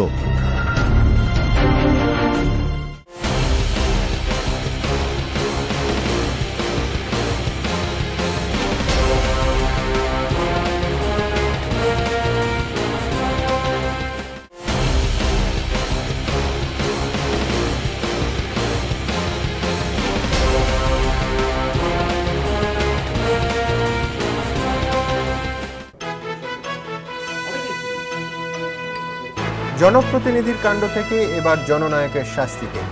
শুরুতেই দেখব সুপ্রিম কোর্ট আজ অভিনেতা নায়ক সঞ্জয় দত্তর বিরুদ্ধে কি সাজা শুনিয়েছে, কোন আইনে, কোন ধারায়। রেহাই নেই মুন্না ভাইয়ের। সুপ্রিম কোর্টের রায়ে ফের হাজতবাসের মুখে বলিউডের মাচো হিরো। 1993 মুম্বাই বিস্ফোরণ মামলায় অস্ত্র আইনে সঞ্জয় দত্তের কারাদণ্ডের মেয়াদ 6 বছর থেকে কমিয়ে 5 বছর করেছে সুপ্রিম কোর্ট। ফলে আরও 3.5 বছর জেল খাটতে হবে বলিউড তারকাকে। বেআইনিভাবে 9mm পিস্তল ও AK-56 রাইফেল রাখার অপরাধে 2006-এ সঞ্জয় দত্তের 6 বছরের কারাদণ্ডের নির্দেশ দেয় টাডা আদালত। 1.5 বছর জেলও খাটেন সঞ্জয়। 2007-এ জামিনে মুক্তি পান। বৃহস্পতিবার সকাল বিচারপতি PS সাতশিবম এবং BS চৌহানের ডিভিশন বেঞ্চে তখন চলছে 1993 মুম্বই বিস্ফোরণ মামলার রায়দান। এরপর 117 নম্বর কয়েদির পালা। 117 নম্বর কয়েদি সঞ্জয় দত্ত। সঞ্জয় দত্তের আইনজীবী বলেন, 2011 সালে আদালতে হলফনামা দিয়ে সঞ্জয় দত্ত জানিয়েছিলেন কোনো অসৎ উদ্দেশ্যে নিজের কাছে অস্ত্র রাখেননি তিনি। 1993 সালে তার বাবা সুনীল দত্ত ও বোন প্রিয়া দত্তের কাছে লাগাতার হুমকি ফোন আসছিল। সেজন্য নিরাপত্তার কারণেই নিজের কাছে অস্ত্র রেখেছিলেন তিনি। ইতিমধ্যেই 1.5 বছর জেল খেটেছেন সঞ্জয়। তারপর সামাজিক কাজে নিজেকে নিয়োজিত করেছেন। ইতিমধ্যে বিয়েও করেছেন। সন্তানদের দেখভালের দায়িত্ব তাঁর ওপর। সব দিক বিবেচনা করেই তাঁর বাকি কারাদণ্ডের মেয়াদ মকুব করা হোক। সুপ্রিম কোর্ট জানায়, যে অপরাধে সঞ্জয় দত্ত দোষী সাব্যস্ত হয়েছেন তা গুরুতর। তার কারাদণ্ডের মেয়াদ পুরোপুরি মকুব করা সম্ভব নয়। তবে তার কারাদণ্ডের মেয়াদ 6 বছর থেকে কমিয়ে 5 বছর করা হলো। ইতিমধ্যেই জেলে 1.5 বছরের সাজা কাটিয়েছেন তিনি। আরও 3.5 বছর জেলে কাটাতে হবে তাকে। 1 মাসের মধ্যে আত্মসমর্পণ করতে হবে, না হলে গ্রেফতার করা হবে সঞ্জয় দত্তকে। তবে ভেঙে পড়েননি মুন্না ভাই। সঞ্জয় দত্তের আইনজীবী জানিয়েছেন, সুপ্রিম কোর্টের রায় মেনে নিয়েছেন তিনি। जो भी हमने सुप्रीम कोर्ट और टाडा कोर्ट के सामने कंटेंशन की थी वो एक्सेप्ट नहीं हुई है, और जो भी जजमेंट हो हम उसको एक्सेप्ट करेंगे और मान्य दे के हम जो भी पनिशमेंट है उसको अंडरगो करेंगे। संजय दत्त আদালত কক্ষে হাজির ছিলেন সঞ্জয়ের বোন প্রিয়া দত্ত। সুপ্রিম কোর্টের রায় শোনার পর ভেঙে পড়েন তিনি। At least one reaction from you. Actually, I don't know what to say right now. I really don't know what to say. Angry image থেকে কমেডি অ্যাক্টিং, তুখোর অভিনয়ের ধারে ফের বলিউডের লাইমলাইটে, কিন্তু থাবা বসালো অতীতের ছায়া। সুপ্রিম কোর্টের রায়ে সঞ্জয় দত্তের নতুন ছবির ভবিষ্যৎ 20 পাঁও জলে। হতাশা বলিউড জুড়েও। এবিপি আনন্দ। আমাদের সঙ্গে এই আলোচনায় যোগ দিয়েছে টনি অনিরুদ্ধ রায়চৌধুরী। টনি, তোমার কাছে জানতে চাইব, তুমি একাধারে পরিচালক, প্রযোজক। মুম্বাই ফিল্ম ইন্ডাস্ট্রির আজকের দিনে প্রায় 250 কোটি টাকার বিনিয়োগ এই সঞ্জয় দত্তকে ঘিরে। তো প্রযোজক হিসেবে, পরিচালক হিসেবে কতটা বিষবাও জলে পড়বে তোমার মুম্বাইয়ের আরব সাগরের তীরের সতীর্থরা? দেখো, পরিচালক হিসেবে তো মানে এটা একটা ভীষণ অসুবিধার সৃষ্টি হবে। আমি একটা শুটিং করছি, তার একটা বাতাবরণ আছে, তার একটা মেন্টাল প্রস্তুতি আছে, সেই মাঝখানে শুটিংটা বন্ধ হয়ে যাবে, করার জন্য প্যারোলে মুক্তি দেওয়া হবে না, দ্যাট ইজ ফর শিওর। হ্যাঁ, সেটা দেওয়া হবে না, এবং হঠাৎ সব আটকে যাবে, এত সেট, এত টাকা পয়সা, অন্যান্য আর্টিস্টদের deaths, so everything will be very problematic. আর প্রযোজক হিসেবে তার তো এটা তো একটা মানে কি বলবো, শিল্পীর একটা প্রবলেম হবে, এটা মানসিক প্রস্তুতি, সেটা ভেঙে গেল। ভেঙে গিয়ে আবার 3 বছর ওয়েট করে করা, সেটা একটা major crisis from a directors point of view.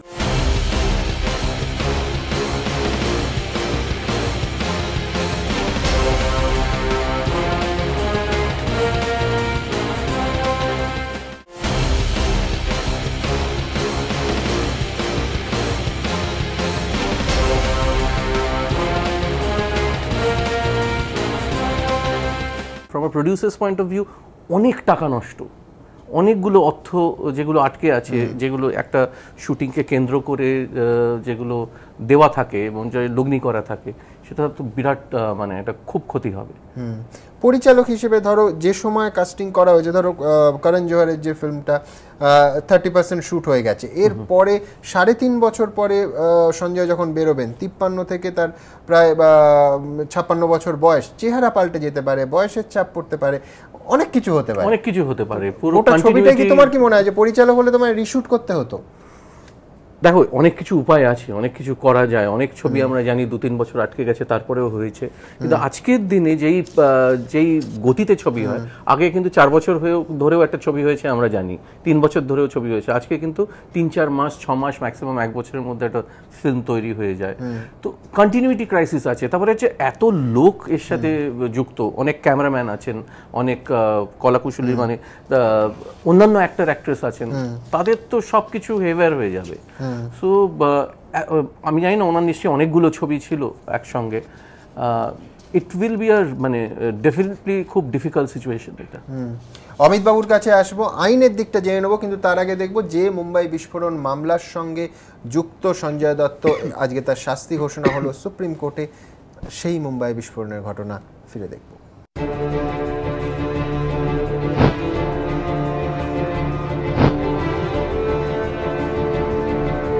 ঘটনা বছর 20 আগের, কিন্তু এখনো চোখে ভাসে সেই কালো শুক্রবারের স্মৃতি, সেই বিস্ফোরণের শব্দ। 20 বছর আগের ক্ষতটা দগদগে এখনো। পরপর বিস্ফোরণ কাঁপুনি ধরিয়ে দিয়েছিল বাণিজ্যনগরীর হৃৎপিণ্ডে। 12ই মার্চ 1993 শুক্রবার, বাণিজ্যনগরীর কাছে ব্ল্যাক ফ্রাইডে, দুপুর 1:30 থেকে 3:30। Zaveri Bazaar, Plaza Cinema, Century Bazaar, Hotel Sea Rock, বিমানবন্দর, Air India Building, Worli, Bombay Stock Exchange, passport office সহ 13টি জায়গায় ধারাবাহিক বিস্ফোরণ। দুপুর 1:30 নাগাদ প্রথম বিস্ফোরণটি হয় বোম্বে স্টক এক্সচেঞ্জের বেসমেন্টে বিস্ফোরক ভর্তি গাড়ি রাখা ছিল। সেই থেকেই বিস্ফোরণ। ব্যাপক ক্ষতিগ্রস্ত হয় 28 তলা বাড়িটি, মৃত্যু হয় অন্তত 50 জনের। এরপর আধ ঘন্টার ব্যবধানে মুম্বাই শহর জুড়ে পর বিস্ফোরণ ঘটতে থাকে, বাড়তে থাকে মৃতের সংখ্যা। দুপুর 3:30-র সময় শেষ বিস্ফোরণের শব্দ শোনা যায় জাভেরি বাজারে। ততক্ষণে মৃতের সংখ্যা 200 ছাড়িয়েছে। পরে সংখ্যাটা বেড়ে দাঁড়ায় 257। রক্তাক্ত বাণিজ্যনগরীর আনাচ কানাচ, আহতের সংখ্যাও 700 ছাড়ায়। ঘটনার পরই শুরু হয় তদন্তে উঠে আসে বহু চাঞ্চল্যকর তথ্য। জানা যায় ঘটনার মাস্টারমাইন্ড দাউদ ইব্রাহিম, নারকীয় হত্যাকাণ্ডের সঙ্গে টাইগার মেমন এবং ইয়াকুব মেমন। পেরিয়ে গেছে 20টা বছর, কিন্তু এখনো অধরা মূল অভিযুক্ত, অন্ধকার জগতের বেতাজ বাদশা দাউদ ইব্রাহিম। এবিপি আনন্দ।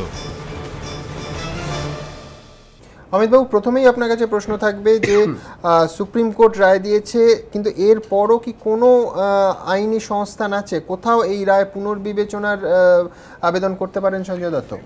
কোনো রিভিউ আছে? রিভিউ অ্যাপ্লিকেশন করা যায়, তবে তার চান্সটা খুব কম। মানে ব্যাপারটা এই থাকে, ধরে নেওয়া হয় যেটা খুব এক্সট্রাঅর্ডিনারি এক্সেপশনাল কেস যদি হয়, সেখানে সুপ্রিম কোর্ট যদি মনে করেন যে কোনো জায়গায় এটা কনসিডার করা হয়নি বা কোনো রকম কোনো একটা বিবেচনার বাইরে থেকে গেছে বা নিউ মেটেরিয়াল এসে গেছে, সেখানে হয়তো রিভিউ করতে পারেন। তবে স্কোপটা হচ্ছে খুবই অল্প। রিভিউটা কি সুপ্রিম কোর্টের মাননীয় বিচারপতিরাই করে? কিন্তু সেটার স্কোপ খুবই কম। ধরে নেওয়া যেতে পারে যে সুপ্রিম কোর্ট যে অর্ডার দিলেন, যে আজকে যেটা কনফার্মেশন করলেন সেন্টেন্সটা মডিফাই করে, সেইটাই এখন একে ফেস করতে হবে আপনার সঞ্জয় দত্ত। আচ্ছা, এর পরে যদি তার কন্ডাক্ট ভালো থাকে, তাহলে কি এই যে শাস্তির মেয়াদ এটা কমতে পারে জেল কোড অনুযায়ী? হ্যাঁ, জেল কোড অনুযায়ী প্রায় এখানে এই যে 3.5 বছর বলা হচ্ছে, 3.5 বছরটা অন ফেস বলতে হবে যে হ্যাঁ 3.5 বছরই আছে, কিন্তু সেটাকে জেল কর্তৃপক্ষ যদি মনে করেন, মানে যদি দেখেন যে সবভাবে যদি ওর সঙ্গে কোঅপারেট করেন বা কনসিডার করেন, তাহলে মোটামুটি 10 মাস 10.5 মাসের মতন টাইম ওর কাছ থেকে বেরিয়ে আসতে পারে। সেক্ষেত্রে প্রায় 2.5 বছরের মতন প্রায় হবে, 2.5 বছরের চেয়ে হয়তো একটু বেশি হবে। টনির কাছে যাবো, যে সঞ্জয় তো এর আগেও কারাবাস করেছে, তারপরে বেরিয়ে তার ছবি কিন্তু বিপুল জনপ্রিয়তাও পেয়েছে।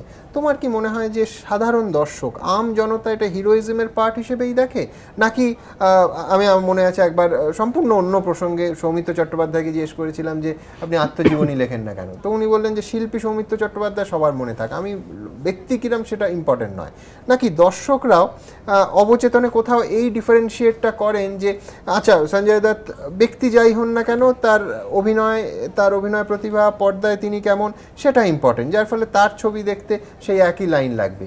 53 বছরে, ধরো 56, 56.5 বা 57 বছরে যখন সঞ্জয় দত্ত জেল থেকে বেরোবেন, নির্ধারিত সময় যদি বেরোন, তাহলে কি দর্শকদের ভিড় একই থাকবে? তোমার কি মনে হয়? দেখো, এর আগেও তো উনি জেলে গিয়েছিলেন একবার, তারপরে কিন্তু ভিড় ছিল। একটা হয় না, একটা মানুষের সম্বন্ধে কিছু প্রচার হয়, আর কথার পৃষ্ঠে কথা হতে হতে হতে আমাদের কানে চাইনিজ হুইসপারের মতো অনেক গল্প আসে। সেই গল্পটা হচ্ছে he is a very nice human being, এটা কিন্তু আমরা শুনেছি। আমার বম্বের ফিল্মের সঙ্গে খুব একটা যোগাযোগ নেই, কিন্তু আমি যেহেতু ওখানে এখন নানা কারণে বেশিরভাগ সময় আসি, তো ও সবার সাথে খুব সাবলীলভাবে মেশে, হ্যাঁ, বেসিক মানে কি বলবো, ইভেন স্পট বয়রা ওকে বাবা বলে ডাকে, আর অনেকের উপকার করেছে। এবার কি হয় আমি জানি না, এটাই আমাদের একটা ডাইকোটমি, মানে অ্যাজ আ শিল্পী আমরা তাকে শ্রদ্ধা করি, তার ছবি দেখতে চাই। আবার কোথাও একটা মানে অন্য সত্তাটা বলে যে what you have done, why you have done this. যদিও এই গল্প এসেছে যে এটা একটা মানে একটা কায়দা আর কি, এটা মাচিজম, আমার কাছে একটা বন্দুক থাকবে, হয়তো সে জেনে শুনে করেনি, কিন্তু একটা ভুল করলে এই ভুলটার সঙ্গে সঙ্গে আরো অনেকগুলো প্রবলেম জড়িয়ে পড়ে।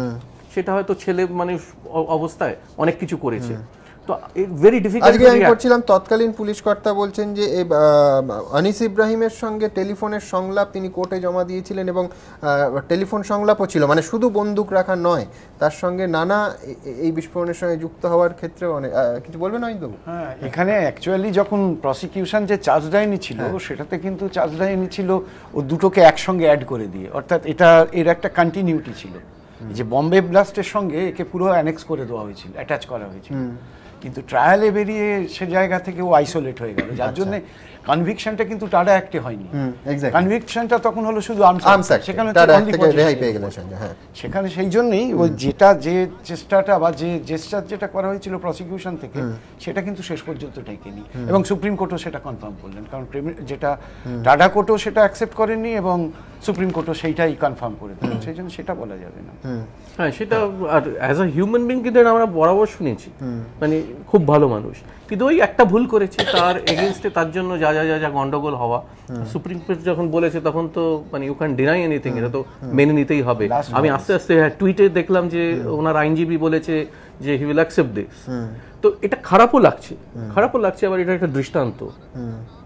কিন্তু ধরো বলিউডের একদম নায়কও আমি যদি ধরি, সালমান খান 2002-তে গাড়ি চাপা দিয়ে জেলে গেলেন, আবার 6-তে চিঙ্কারা হত্যা মামলা, তাতে সালমান খান জেলে গেলেন, তারপর ফারদিন কোকেনের মতো মানে একটা কেসে জড়িয়ে গেলেন, কোকেন রাখা এবং পাচারের ক্ষেত্রে। সাইনি আহুজার কথা আমরা জানি, তো মানে এইগুলো কি কোথাও তার কেরিয়ারে সমস্যা সৃষ্টি করে? সালমানের ক্ষেত্রেও তো একই রকম ভাবে যে কটা ছবি করেন সুপার ডুপার হিট, আর বিশ্বাস করো কত লোকের থেকে শুনেছি ও কত মানুষের ভালো করেছে, সাংঘাতিক নাকি ইয়ে করেন, এনজিওর সাথে যুক্ত আছে, গরিব মানুষের অনেক উপকার করেন, নিজে প্রচুর জায়গায় গিয়ে অকশন করেন তার নিজের আঁকা ছবি, জামা কাপড় etcetera etcetera, and doing lot of good things. এটা আমি নিজের মানে আমার এক বন্ধু তার এনজিওর সাথে যুক্ত ছিল, তো এটা কি বলবো বলো তো, আমি জানি না এটা কেন করে। আমরাও কিন্তু একটা জিনিস অনেক ভুল করেছি, কিন্তু ভুলটা ওই পর্যায়ে যায়নি। হ্যাঁ, একটা বয়সে আমরা অনেক কিছু করেছি, সেটা তো আমরা সবসময় বলি ধোয়া তুলসী পাতা। একটা হচ্ছে শিল্পীর জীবন, আর একটা হচ্ছে তার একটা বোহেমিয়ান লাইফ, কি অন্যরকম লাইফ। সব মানুষ আমরা কিছু না কিছু করি, কিন্তু সেটা একটা মাত্রা থাকা উচিত, তার একটা পর্যায়ের বাইরে গেলে ইট বিকামস আ প্রবলেম, যেই প্রবলেমটা এখন সবাই ওখানে ফেস করছেন। তো এটা অদ্ভুত, মানে তুমি যদি আমাকে জিজ্ঞেস করো মানে আমার মনে খারাপ লাগছে যে আবার 3.5 বছর জেলে থাকতে হবে, এত সুন্দর সুন্দর ছবি উপহার দিয়েছেন, আবার কোথাও এটা মনে হচ্ছে এটা কেন করতে গেলে, you have done a wrong thing, তারই তো একটা কনসিকুয়েন্স এটা দিচ্ছেন। টনি কনসিকুয়েন্সের কথা বলছে, এই তার জন্যই কিন্তু মুম্বাই ফিল্ম ইন্ডাস্ট্রি, বলিউড যাকে চলতি কথা আমরা বলে থাকি, 250 কোটি টাকার বিনিয়োগ, 250 কোটি টাকারও বেশি যাকে ঘিরে তাকে 3.5 বছর কারাগারে কাটাতে হবে। মুম্বাই ফিল্ম ইন্ডাস্ট্রি কি চোখে দেখছে এই ঘটনাকে, কতটা ইম্প্যাক্ট তার উপর দেখা।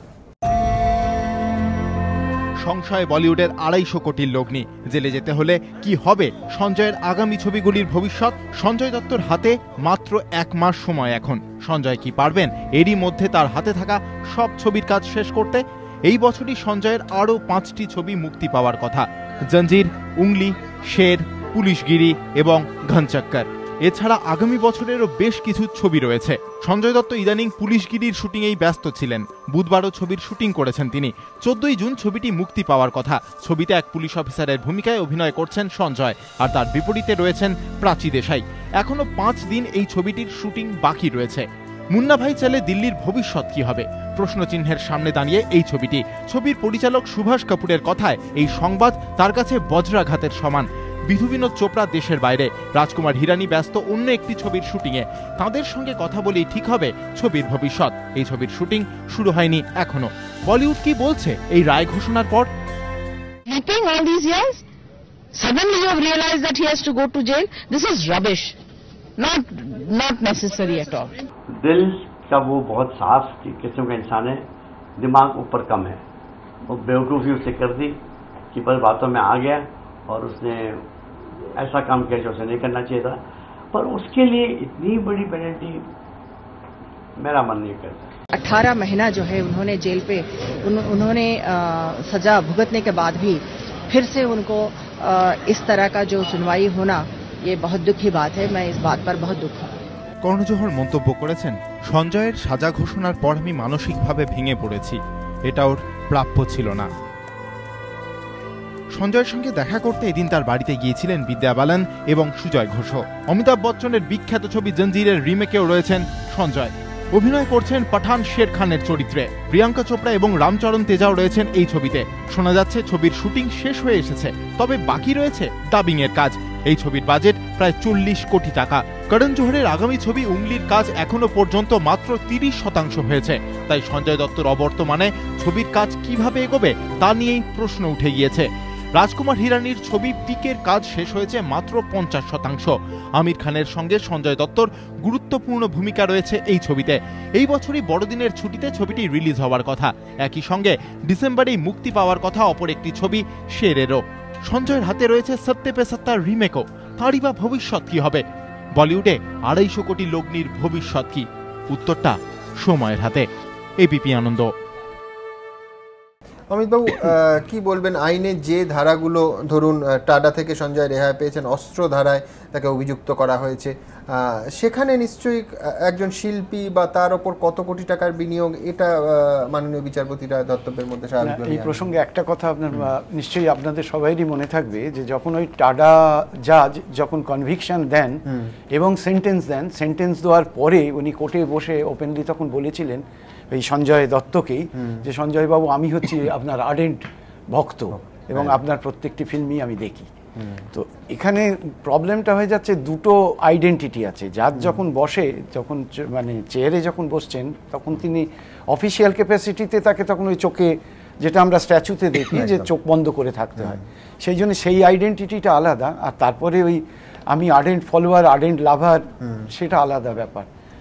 এফেক্ট একটা হবে, সেন্টেন্স হয়েছে বলে এফেক্ট একটা হবে, বিরাট ফিনান্সিয়াল এফেক্ট হবে। কিন্তু প্রবলেম হয়ে যাচ্ছে এই টিথ অফ ল যেটা, সেটা যখন টাচ করে সেখানে আর দেখা যাবে না যে তার জন্য সেটা কিভাবে সোসাইটিকে এফেক্ট করছে বা কী করছে। কারণ সোসাইটিকে কি এফেক্ট করছে সেটা লেজিসলেচার আগে ভেবেছেন, ভেবেই এইগুলোকে প্রেসক্রাইব করেছেন। সেই জন্য এখানে উপায় নেই।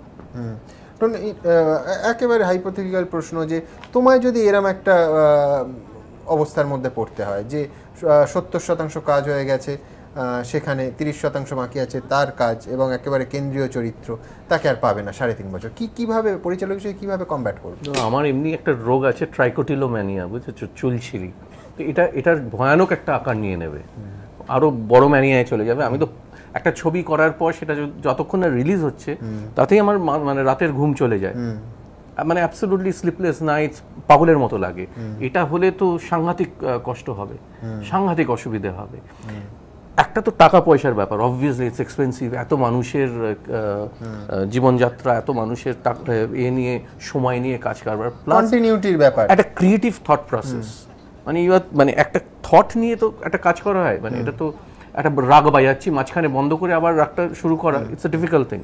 সিনেমাও তাই, অ্যাটলিস্ট আমি সেটা মনে করি। টেকনিক্যালি হয়তো অনেক কিছু করা যায়, কিন্তু আমি হলে পাগল হয়ে যেতাম, খুব অসুবিধে হতো। কিন্তু এই যে ঘটনাক্রম, একজন বিপুল জনপ্রিয় নায়ক, তিনি কারাগারে গেলেন, আবার বেরিয়ে এলেন, আবার সুপারহিট কিছু ছবি দিলেন, আবার তাকে সর্বোচ্চ আদালতের রায় যেতে হচ্ছে। এইটা হ্যাঁ, বিপুল জনপ্রিয় নায়কের থেকেও আরেকটা বড় পুরো প্রসেসটার মধ্যে কাজ করেছে যে সঞ্জয় দত্ত, সুনীল দত্ত, নার্গিস দত্তর ছেলে। এটা একটা বড় ফ্যাক্টর। এই জায়গায় যদি টনি থাকতো তাহলে অবশ্যই ভাবে পূর্ণ আদালতের রায়কে পূর্ণ মর্যাদা রেখে, বিচার ব্যবস্থার প্রতি সম্পূর্ণ আস্থা রেখেই বলছি আমি, যে এই রায়টা 5 বছরের হতো না, অনেক বেশি দিনের হতো। আমি এখনো বিশ্বাস করি সঞ্জয় দত্তের 3.5 বছর জেলে থাকতে হবে না। সঞ্জয় দত্ত খুব বেশি হলে বছর 2-এর মধ্যে জেলে থাকবেন। সঞ্জয় দত্ত বেরোবেন, সঞ্জয় দত্ত আবার শুটিং করবেন, মানুষ ওইভাবেই সেই ছবি দেখতে যাবে, কারণ দুটো ভিন্ন সত্তা আছে। এটা যদি পুরোটা আমরা ঘটনা প্রবাহ দেখি, তাহলে অন্তত মুম্বাইয়ের যে রাজনীতি, সেই রাজনীতিটা মেরুকৃত এক বিজেপি, শিবসেনা, বাদ বাকিটা কংগ্রেস, এবং সেখানে শহরাঞ্চলে বিশেষ করে বম্বে টাউনের উপরে বাল ঠেকানের যে অবিসম্বাদিত তার যে প্রতিপত্তি, তার যে জনপ্রিয়তা, সেটা মৃত্যুর পরেও আমরা দেখলাম। সঞ্জয় দত্ত জেল থেকে মুক্তি পাওয়ার পরে সুনীল দত্ত তখন তার পিতা, তিনি কংগ্রেসের সাংসদ, সুনীল দত্ত জীবিত, তাদের সঙ্গে ওই ধরনের সম্পর্ক, কিন্তু তিনি গেলেন বাল ঠেকানের বাড়িতে জেল থেকে বেরিয়ে প্রথম, কারণ বাল ঠেকানের আশীর্বাদের প্রয়োজন হয়েছিল। তাহলে এটা সঞ্জয় দত্তর ঘটনাটা একটা বিচ্ছিন্ন ঘটনা। সঞ্জয় দত্ত একজন বড় মাপের শিল্পী, তার এত জনপ্রিয়তা আছে, বহু ভালো হিট ছবি দিয়েছেন। এটা সঞ্জয় দত্ত জন্য আজকে এক প্রক্রিয়াটা এক জায়গায় এসছে। এই সঞ্জয় দত্তর পরিবর্তে যদি অন্য কেউ থাকতেন, সালমান খান যে অপরাধ করেছে তার জায়গায় যদি অন্য কেউ থাকতো, জোহর যে অপরাধ করেছে অন্য কেউ থাকতো, তাহলে কিন্তু সম্পূর্ণ আজকে আমরা যে সাজাটা দেখছি তার ভিন্ন হতো। একেবারে। আমি টনির কাছে শেষ প্রশ্ন, যেটা আমি বলছিলাম যে এই ঘটনাক্রম, নায়ক কারাগারে গেলেন, বেরিয়ে এলেন, সুপারহিট ছবি দিলেন, আবার কারাগারে গেলেন, এইটা তো খুব নাটকীয়, খুব সিনেমাটিক জীবন, মানুষের জীবন। যদিও এইটা স্ক্রিপ্ট রাইটার হিসেবে, পরিচালক হিসেবে তোমায় আকর্ষণ করে কোনোদিন? আমি বলতে যাচ্ছিলাম তোমায়, এটা নিয়েই একটা স্ক্রিপ্ট করা যায়। কিন্তু তোমার তো পরের ছবিও আন্ডারওয়ার্ল্ড নিয়ে। হ্যাঁ, পরের ছবিও আন্ডারওয়ার্ল্ড নিয়ে, মানে কিভাবে একটা মানুষ ঢুকে যাচ্ছে এবং সেখান থেকে বেরোতে পারছে না। আর এটা অসম্ভব নাটকীয় এবং মনে হচ্ছে যে সিনেমার পর্দায় দেখছি। হ্যাঁ, কিন্তু একটা জিনিস জানো সুমন, মানে যে এই বিচারটা হয়েছে এটার জন্য কিন্তু অ্যাজ আ হিউম্যান, মানে as a citizen of India, obviously যা কেউ দোষ করলে শাস্তি পাবেই, কিন্তু আমরা দেখছি বলিউড কিভাবে পাশে এসে দাঁড়িয়েছি। কোথাও একটা লোক যদি ভালো হয়, তা একটা কোনো ভুল করলেও লোক পাশে এসে আরেকটা সুযোগ দেয়। আর উনি যেটা বললেন, দিস ইজ অ্যাবসলিউটলি রাইট। উনি যেহেতু সঞ্জয় দত্ত, সুনীল দত্ত এবং নার্গিস দত্তের ছেলে, তাই জন্য সে অবভিয়াসলি তাকে অন্য চোখে দেখা হচ্ছে, কিন্তু কোথাও মনে হয় উনিও নিজেকে শুধরেছিলেন। গুড হিউম্যান বিং এই নিয়ে তো কেউ কোনো প্রশ্ন করেনি, তাই অনেক মানুষ তার পাশে এসে বহু মানুষের উপকার করেছেন, এটা তো প্রতিনিয়ত আমরা দেখতে পাচ্ছি। এখানেও তো একটা মানে দ্বৈত চরিত্র, সেটা মানে আমারই করছে। মানে আমি বুঝতে পারছি না যে কোনটা ঠিক কোনটা ভুল। একটা দিক বলছে আহারে, আর একটা দিক বলছে এটাই তো একটা বিচার হলো। একেবারেই। অনেক ধন্যবাদ তোমায়। মিনিমাম, হ্যাঁ, যেটা এর মধ্যে আছে, সুপ্রিম কোর্ট যে সেন্টেন্সটা দিয়েছে সেটা হচ্ছে মিনিমাম সেন্টেন্স। আচ্ছা, এটা 5 বছর বিবেচনার কোনো সুযোগ আছে? 5 বছর হচ্ছে মিনিমাম। না, উনি 10 বছর অবধি উঠতে পারে, কিন্তু 5 বছর হচ্ছে মিনিমাম। সেই 5 বছরই দিয়েছেন। এই যে রিভিউয়ের চান্স আছে কিন্তু খুব সামান্য। আমরা অবশ্যই জননায়ক থেকে আবার ফিরবো জনপ্রতিনিধির কাণ্ডে, কিন্তু রাজনীতিতে ফিরবো আপনাদের একটা বিষয় দেখিয়ে। কংগ্রেস সম্পর্কে মমতা বন্দ্যোপাধ্যায়ের অবস্থান কি নরম হচ্ছে? পরপর কয়েকটা ঘটনায় কি সেই রকম ইঙ্গিত মিলছে? রাজনৈতিক মহলে জোর জল্পনা। ভোট বড় বালাই, রাজনৈতিক বাধ্যবাধকতা বহু ক্ষেত্রেই পুরনো তিক্ততা ভুলিয়ে কাছে টেনে আনে দুই কট্টর বিরোধীকেও। সেই নিরিখে দেখলে আগামী দিনে কংগ্রেস তৃণমূলের ফের কাছাকাছি আসার সম্ভাবনা কিন্তু মোটেও উড়িয়ে দিচ্ছে না রাজনৈতিক মহল। তিস্তা জল বন্টনের মতো বৈদেশিক ইস্যুতে মনমোহনের সঙ্গ না দিলেও শ্রীলঙ্কা ইস্যুতে তৃণমূলের কেন্দ্রের পাশে দাঁড়ানোর সিদ্ধান্ত দু দলের ফের কাছাকাছি আসার জল্পনা উস্কে দিয়েছে। সোশ্যাল নেটওয়ার্কিং সাইটে মমতা লিখেছেন, তামিল ভাই বোনদের প্রতি আমার পূর্ণ সমর্থন রয়েছে। একটি বিদেশি রাষ্ট্রে তামিলদের প্রতি যে অত্যাচার হচ্ছে তা নিয়ে আমরা উদ্বিগ্ন, কিন্তু একই সঙ্গে আমাদের দলের নীতি হল বিদেশি রাষ্ট্রের সঙ্গে সম্পর্কের বিষয়ে আমরা হস্তক্ষেপ করি না। এ বিষয়ে কী সিদ্ধান্ত নেওয়া হবে তা আমরা কেন্দ্রের ওপর ছেড়ে দিই। এর ঠিক পরের দিন অর্থাৎ বৃহস্পতিবারই আর্থিক দাবি দাওয়া নিয়ে সংসদের বাইরে ধর্নায় বসলেও কেন্দ্রে মমতা বন্দ্যোপাধ্যায়ের দাবি দাওয়া মেনে নিলে ফের যে সমঝোতার রাস্তা তৈরি হতেই পারে সেই ইঙ্গিতই মিলেছে তৃণমূল সাংসদ বিবেক গুপ্তর কথায়। एक एक मामले पे जब सरकार आम जनता के विरुद्ध, गरीब आदमी के विरुद्ध रुख अपना रखी है, दीदी का इस सरकार के साथ, इस पार्टी के साथ आना इस स्थिति पर नामुमकिन है प्रतीत होता है। हां, आम आदमी के लिए, गरीब आदमी के लिए अगर केंद्र सरकार कुछ ठोस कदम उठाती है और फिर दीदी से कुछ बात करती है, उसके बाद जो भी निर्णय दीदी लेगी वो सबको मंजूर होगा। তৃণমূলের দাবি মূলত তিনটি: 1 আর্থিক সাহায্য, 2 পেট্রোপণ্যের মূল্য হ্রাস, 3 খুচরোয় এফডিআই এর সিদ্ধান্ত প্রত্যাহার। 21,000 কোটি টাকা কেন্দ্রীয় সরকার কেটে নিয়ে চলে যাচ্ছে। আমরা এফডিআই কে রিটেল মার্কেটে ঢুকতে দেব না। জনগণের উপর এই দাম বৃদ্ধি আমরা মেনে নিতে পারি না। That's why we are not supporting the cause of the price hike. কিন্তু রাজনৈতিক মহলের মতে এর তিনটি পূরণ না হওয়ার সম্ভাবনা জোরালো, কারণ বহুবার দাবি জানানো সত্ত্বেও কেন্দ্র আর্থিক সাহায্যের বিন্দুমাত্র ইঙ্গিত দেয়নি। পেট্রোলের বিনিয়ন্ত্রণ আগেই হয়েছিল, ডিজেলের ক্ষেত্রেও তার আংশিক হয়ে গিয়েছে। আর এফডিআই ইস্যুতে কেন্দ্রের পিছু হঠার প্রশ্নই ওঠে না। তাহলে সব জেনে বুঝেও কেন সুর নরম করছে তৃণমূল? রাজনৈতিক পর্যবেক্ষকদের একাংশের মতে এটা মমতার রাজনৈতিক বাধ্যবাধকতা। কারণ লোকসভা নির্বাচন যতই এগিয়ে আসছে ততই তৃণমূল নেত্রী বুঝতে পারছেন জোট না হলে ঘোর বিপদ। বিশেষ করে কংগ্রেস তৃণমূলের ভোট কাটাকাটিতে নলহাটি উপনির্বাচন বামেদের দখলে যাওয়া এবং রেজিনগর ও নলহাটি 2 আসনেই তৃণমূল প্রার্থীর তৃতীয় স্থানে থাকা মমতা বন্দ্যোপাধ্যায়ের কাছে অশনি সংকেত হিসেবেই কাজ করেছে। সাম্প্রতিককালে গার্ডেন রিচ থেকে ধাপা একের পর এক ঘটনায় বেশ অস্বস্তিতে মমতা বন্দ্যোপাধ্যায়ের সরকার। বিনপুরের সভায় ফাঁকা মাঠ, ঝিলিমিলিতে মাঠ ভরাতে বাসে করে লোক আনার ঘটনা রাজনৈতিক মহলে প্রশ্ন তুলে দিয়েছে।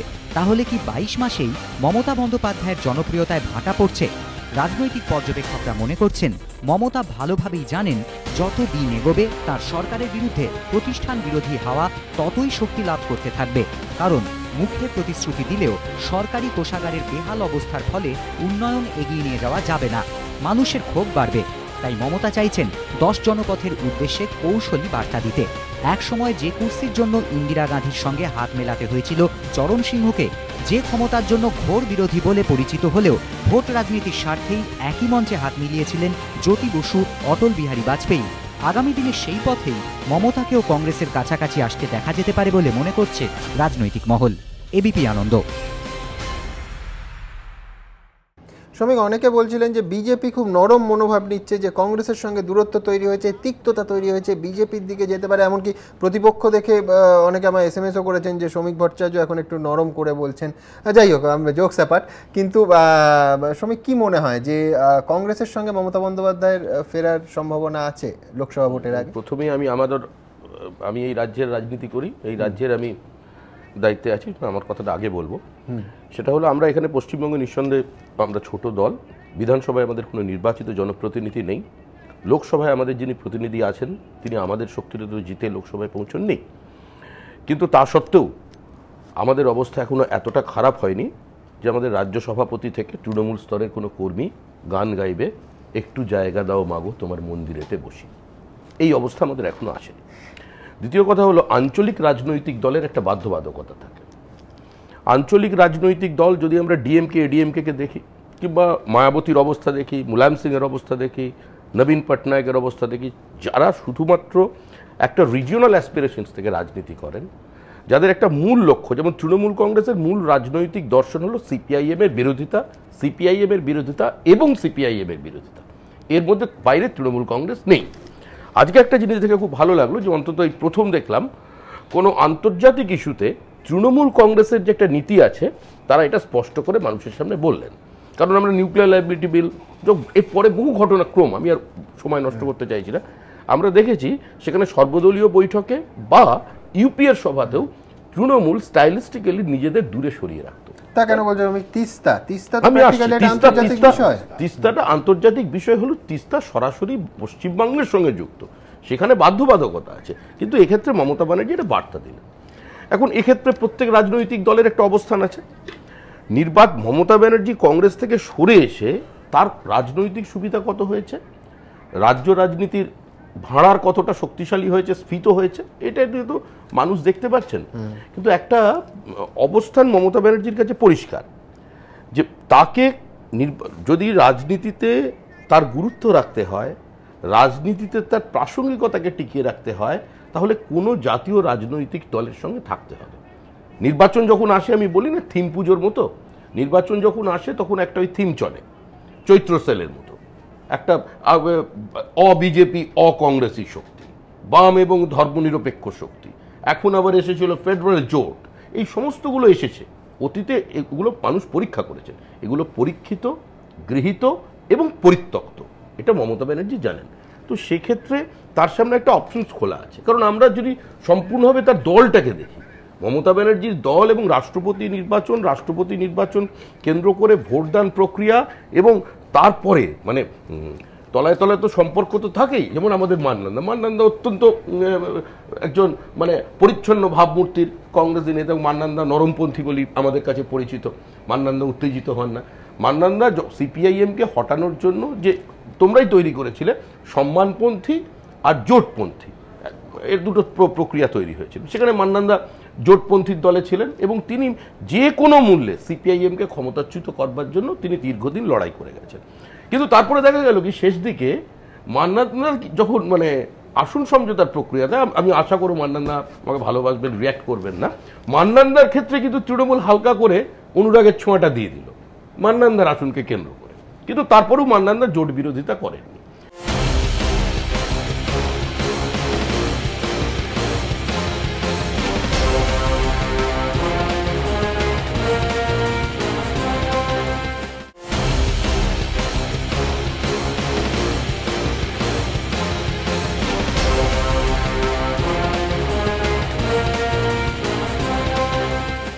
এখানে একটা এদের নিজেদের একটা রসায়ন আছে এদের স্তরে, মানে অশান্ত সহাবস্থানের মধ্যে যেটা ছিল।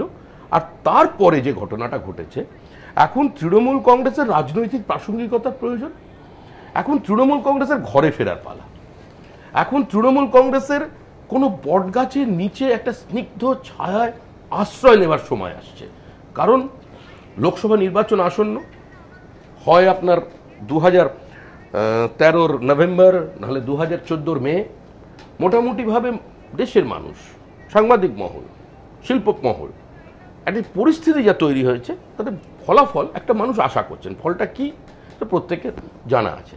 তা এই অবস্থায় যখন কংগ্রেস সরকার বাইরে থেকে সমর্থন নিয়ে টিকে আছে, কংগ্রেসের সর্ববৃহৎ রাজনৈতিক যে সহযোগী তৃণমূল কংগ্রেস তারা সরে গেছে, দ্বিতীয় যে শক্তি ডিএমকে তারা সরে গেছে, এবং কংগ্রেসের বিরুদ্ধে কংগ্রেসের যাকে আমরা বিভিন্ন সময় তোমরা সাংবাদিকরা রাজপুত্র নাম দিয়ে দিচ্ছ, কংগ্রেসের যে আইকন রাহুল গান্ধী, কংগ্রেসের নয়নের মণি, তার বিরুদ্ধে যেভাবে লড়াই করেছে এই দুটো দল, যে শব্দ ব্যবহার করেছে, তারপরেও কোন এক অদৃশ্য অঙ্গুলি হেলনে সেই রাজনৈতিক দল আজকে কংগ্রেসকে সমর্থন করছে। সুতরাং এই মুহূর্তে কংগ্রেস চালিয়ে নিয়ে যাবার মতো কংগ্রেসের হয়তো আইনগত অধিকার আছে, কংগ্রেসের সংখ্যাগরিষ্ঠ আছে, গরিষ্ঠতা আছে। বারবার পি চিদম্বরম বলছেন যে we are enjoying the majority, yes they are enjoying the majority, কিন্তু তারা অ্যাকাউন্টেবিলিটি দিতে অস্বীকার করছে। সাংবিধানিক অধিকার আছে, কংগ্রেসের সাংবিধানিক অধিকার আছে, রাজনৈতিক অধিকার আছে, সংখ্যাগরিষ্ঠতার অধিকার আছে, কিন্তু সরকার চালিয়ে নিয়ে যাওয়ার মতো আমার মনে হয় নৈতিক অধিকার নেই। আর এই জায়গাটা, এই শূন্যস্থানটা পূরণ করবার জন্য মানে ওই একটুকু ছোঁয়া লাগে, এই বিভিন্ন ছোট ছোট ছোঁয়াছুঁয়ি রাজনীতি চলছে, এটা সম্পূর্ণ। আর পুরনো সঙ্গীত তৃণমূল কংগ্রেস কি আমি আগেও বলেছি, কংগ্রেসের গর্ভ থেকে জন্ম নেওয়া একটা বিচিত্র বিরাট একটা দুরন্ত শিশু, তাকে সামলানোর দায়িত্ব কংগ্রেসের। কারণ সেই গর্ভ যন্ত্রণাটাও কংগ্রেস দীর্ঘদিন ধরে অনুভব করেছে, লেবার রুমেও কংগ্রেস ছিল। সুতরাং এইখানে দাঁড়িয়ে তাদের দুজনের মধ্যে পুরনো সম্পর্ক আর কি। আমি মান্নানদার কাছে আসবো, কিন্তু এখনো পর্যন্ত নরেন্দা বলেননি। নরেন্দা, মমতা উইথ কংগ্রেস না মমতা উইথ বিজেপি? বামপন্থীদের কাছে কোনটা বেশি ভয়াবহ? বামপন্থী থেকে দুজনের কাছে আসাটা অনেক স্বাভাবিক হয়ে গেছে। দিল্লিতে কংগ্রেস রাজনৈতিক কারণে, অর্থনৈতিক কারণে টাল খেয়ে আছে, প্লাস তামিলনাড়ুর ঘটনায় আরেকটু টাল খেয়ে গেছে রাজনৈতিক গভর্নমেন্ট পরিচালনার ক্ষেত্রে। এখানে সরকার পরিচালনার ক্ষেত্রে ক্রমশ যিনি জনপ্রিয়তার শীর্ষে উঠেছিলেন মমতা বন্দ্যোপাধ্যায়, তিনি তার সরকারও টাল খাচ্ছে। এবং এটা এতটাই খারাপ জায়গায় যাচ্ছে যে কোনো একটা পাড়ার ঘটনা, সেটাও মুখ্যমন্ত্রীকে গ্রেপ্তার করার কথা বলতে হচ্ছে। ওদের পার্টি আছে, তার ব্লক প্রেসিডেন্ট আছে, ওদের জেলা প্রেসিডেন্ট আছে, ওখানে থানা আছে, থানার ওসি বা সিআই আছে, এখন কমিশনারেট আছে, এসডিপি, ডিএসপি আছে, লালবাজার আছে, জেলা পুলিশ আছে। তারা বলবে না, বলবেন রাজ্যের মুখ্যমন্ত্রী যে ওই পাড়ায় এই ঘটনা ঘটেছে, তৃণমূলের এই লোকটা করেছে, তাকে গ্রেপ্তার করে। দুটো সিমটম আসছে, একটা প্রশাসনের সর্বোচ্চ স্তর থেকে ন্যূনতম তৃণমূলের কর্মী যিনি খারাপ ব্যবহার করছেন, সমাজে খারাপ কাজ করছেন, তাকে গ্রেপ্তার করার সাহস প্রশাসনের সর্বোচ্চ স্তর থেকে নিচু স্তরে নেই। তাই মুখ্যমন্ত্রীকে বলতে হচ্ছে, মুখ্যমন্ত্রীকে এই ভিডিওর একটা ওই প্রতিবন্ধীর সাইকেল বিতরণ করার তাগদ নেই, বা একজন এমএলএর নেই তৃণমূলের, বা তৃণমূলের একজন মন্ত্রীর নেই। একটা প্রতিবন্ধী ভাইকে সাইকেল বিতরণ করা, আদিবাসী মহিলাকে সাইকেল বিতরণ করা, কৃষকের ধান ভাঙার জন্য মেশিন বিতরণ করা, যেটা আমরা বহু সময় ধরে পশ্চিমবঙ্গে দেখেছি। 34 বছর এই রাজ্যে সবচেয়ে খারাপ সরকার ছিল একটা, সেই খারাপ সরকারের সময়ও রাজ্যের পঞ্চায়েতের প্রধানরা, মিউনিসিপ্যালিটির কাউন্সিলররা, পঞ্চায়েতের মেম্বাররা, জেলা পরিষদ সভাধিপতিরা যে কাজগুলো করতেন, থানার দারোগা যে কাজগুলো করতেন, দুলালকে ধরতে বুদ্ধবাবুকে বলতে হয়নি, জ্যোতিবাবুকে বলতে হয়নি, কি এরকম আরও খারাপ ঘটনা ঘটেছে তাদের বলতে হয়, কিন্তু সেগুলো তলার লেভেলের প্রশাসন ব্যবস্থা করতেন। সেখানে পলিটিক্যাল ইন্টারফারেন্স প্রয়োজন হলে তলার দিকের political local committee, zonal committee কি জেলা কমিটি, আমি বলার কারণে বলছি আপনারা যখন বলেছেন ক্রমবর্ধমান ভোট হ্রাসের কারণে বলছেন যে মুখ্যমন্ত্রী যাচ্ছেন আর আপনাদের হয়েছে আপনার বলি বিষয়টা হচ্ছে যে এটা সকলে দেখছি তো আমরা, এটা তো কেউ গোপন রেখে লুকিয়ে রাখার ব্যাপার নয়, রেগুলার আমরা দেখছি। একটা ব্লক পর্যায়ের কাজ সেটা মুখ্যমন্ত্রীকে করতে হচ্ছে, একটা প্রাইমারি কাজ মুখ্যমন্ত্রীকে করতে হচ্ছে, একটা পাড়ার কোনো কাউন্সিলর, কোনো তৃণমূলের নেতা রাফ অ্যান্ড টাফ বা অ্যান্টি সোশ্যাল ওয়ার্ক করে ফেলছে, সেটাও বলতে হচ্ছে মুখ্যমন্ত্রীকে। সে কথা বলার তাগত তার ক্যাবিনেটের যারা মন্ত্রী আছে তাদেরও নেই, অন্য কারো তো দূরের কথা। এই রিয়েলিটিটা এটা অস্বীকার আপনি করতে পারেন, আমিও করতে পারি, কিন্তু লোকে এটাই দেখছে। আর দ্বিতীয় জিনিস হচ্ছে রাজনীতিতে এই দুর্বৃত্তায়ন, এই প্রশ্রয়, এই জায়গাটা বহুদিন ধরেই ভারতবর্ষের বিভিন্ন স্তরে বিভিন্ন জায়গায় চলছে। কিন্তু সবচেয়ে দুর্ভাগ্যজনক ঘটনা এই যে কলকাতাকে লন্ডন করবেন, লন্ডন করতে গেলে যে মেসেজটা দিয়েছেন কলকাতাকে লন্ডন করবেন, সবচেয়ে বড় প্রশ্ন লন্ডন করতে গেলে বস্তি কোথায় যাবে? সেই বস্তি ছাড়া সরিয়ে দিয়ে সেখানে মাল্টি স্টোর করার দায়িত্ব তো নিতে হবে কাউকে। মুখ্যমন্ত্রীর যে বার্তা যেটাকে লন্ডন করুন, এর বার্তাটাকে ইমপ্লিমেন্ট করতে গেলে প্রথম সমস্যা হচ্ছে গরিব গোমস্ত মানুষগুলো যারা রাজ্যের বিভিন্ন জায়গা থেকে এসে বিভিন্ন যুগ যুগ ধরে বস্তিতে বসবাস করছে, তাদেরকে হাঁটাতে হবে। এক ডোজার দিয়ে হাঁটানো যায়, মারুতি উদ্যোগের সময় দিল্লিতে হয়েছিল ঘটনা, এটাকে বড় বড় ডোজার দিয়ে সরিয়ে দেওয়া যায়, একদম গরিবের বাড়িগুলো, গরিব মানুষগুলোকে ফেলে দেওয়া যায়, আর না আগুন লাগিয়ে দিতে হয়, লাগিয়ে দিয়ে বড় বড় রিয়েল এস্টেটের কারবারিদের রাখতে হয় ব্যবসা করার জন্য। দাঁড়ান না, আপনি বলুন না, আপনি বলবেন, আপনি বলবেন নিশ্চয়ই, আপনি বলবেন, আমার কথা বলবেন না কেন? ব্যাপার হচ্ছে বার্তা এসছে কলকাতাকে লন্ডন করতে হবে।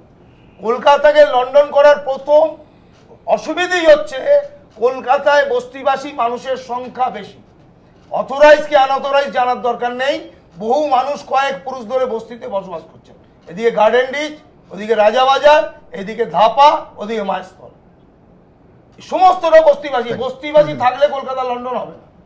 তাহলে বস্তিবাসীদের সরানোর জন্য সর্বোচ্চ জায়গা থেকে নির্দেশ হওয়ার দরকার নেই, তাকে মেসেজ এসছে কলকাতাকে আমি লন্ডন করতে চাই, আমি এখন একটু মিষ্টি খেতে চাই, আপনি আমার কর্মীর দায়িত্ব কি? মিষ্টি জোগাড় করে এনে দাও। দ্বিতীয় জিনিস হচ্ছে যে এই বিষয়গুলো এমনভাবে আসছে যে এই ঘটনাগুলো যে সবগুলোকে যদি সাজিয়ে নেওয়া হয়, দেখা যায় এটা দুর্ভাগ্যজনক, এবং এটা মমতা ব্যানার্জিকে ঠিক করতে, অন্য কেউ ঠিক করতে পারবেন না, যে এই পর্যায়ে কোন কোন পর্যায়ে কোন সিদ্ধান্তগুলো কারা নেই। এটা আমাদের রাজ্যের পক্ষে ক্ষতি হবে। উনি আমাদের অপোজিশন আছেন, সরকার চালাচ্ছেন, আমরা বিরোধী আছি, বিরোধিতা করার জন্য বিরোধিতা করছি তা না। এটা পশ্চিমবঙ্গের সামাজিক ক্ষেত্রে একটা বড় সংকট তৈরি করবে, যে ছোট ছোট বিষয়গুলো সিদ্ধান্তহীনতার জন্য, সামনে পঞ্চায়েত নির্বাচন, এই সিদ্ধান্ত যদি সবকটা মুখ্যমন্ত্রীকে নিতে হয়, সব সিদ্ধান্ত যদি মুখ্যমন্ত্রীর কাছ থেকে নিয়ে আসতে হয়, তাহলে থানার দারোগা, বিডিও, এসডিও, ডিএম, ডিএসপি, এগুলো এনাদের রাখার কি প্রয়োজন আছে? আমি মান্নানদার কাছে আসবো আবার। জাতীয় রাজনীতিতে কাউকে ভিলেন করছো, কিন্তু দেখো আজকের সমাজে যখন পরিবারগুলো ভেঙে ছোট ছোট হয়ে যাচ্ছে, আমি আর তুমি আর আমাদের সংসার, নিউক্লিয়াস ফ্যামিলি, তখন কাউ এই যে 6 ভাইয়ের যৌথ পরিবার একসঙ্গে পুরো এলাকায় ভালো জিনিস।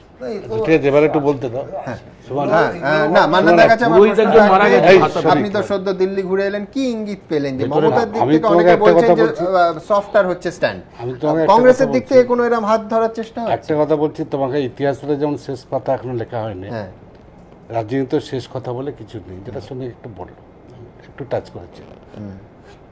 আর গত 1.5 দশক ধরে মমতার যে রাজনীতি, তাতে একটা জিনিস দেখা গেছে, রাজনীতিটা প্রচণ্ড সুবিধাবাদী রাজনীতি, এবং প্রচণ্ড আরেকটা হচ্ছে শক্তের ভক্ত নরমের জম।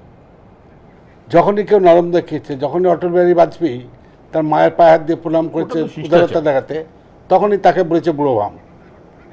যখনই সোনিয়া গান্ধী একটু নরম হয়েছেন তখনই তাকে অনেক ব্যঙ্গ বিদ্রুপ করেছে, কিন্তু যখন কঠিন হয়েছে তখনই দেখা গেছে যেমন রাষ্ট্রপতি নির্বাচনে যখনই কংগ্রেস স্ট্যান্ড নিল যে মমতার কাছে সারেন্ডার করবো না, সঙ্গে সঙ্গে গিয়ে দেখলো যে প্রণব মুখার্জির সম্বন্ধে এত কথা বললো, প্রণব মুখার্জি বললেন যে তৃণমূলকে বাদ দিয়ে আমরা জিতবো, ভারত আমাদের যারা নির্বাচন ম্যানেজার তারা বললেন তৃণমূলকে বাদ দিয়ে আমরা জিতবো, আমাদের কোনো অসুবিধা হবে না, তখন গিয়ে মাথা মুড়িয়ে গিয়ে বললেন ভোট দেবো। তো এটা দেখছে শক্তের বক্ত নরমের জন্য, মানে এখন বলছেন কিন্তু দুদিন পরে জোট হলেও এই কথা বলতে পারবেন? আমি বলছি কি, আমরা তো জোটের কথা এখনো বলিনি।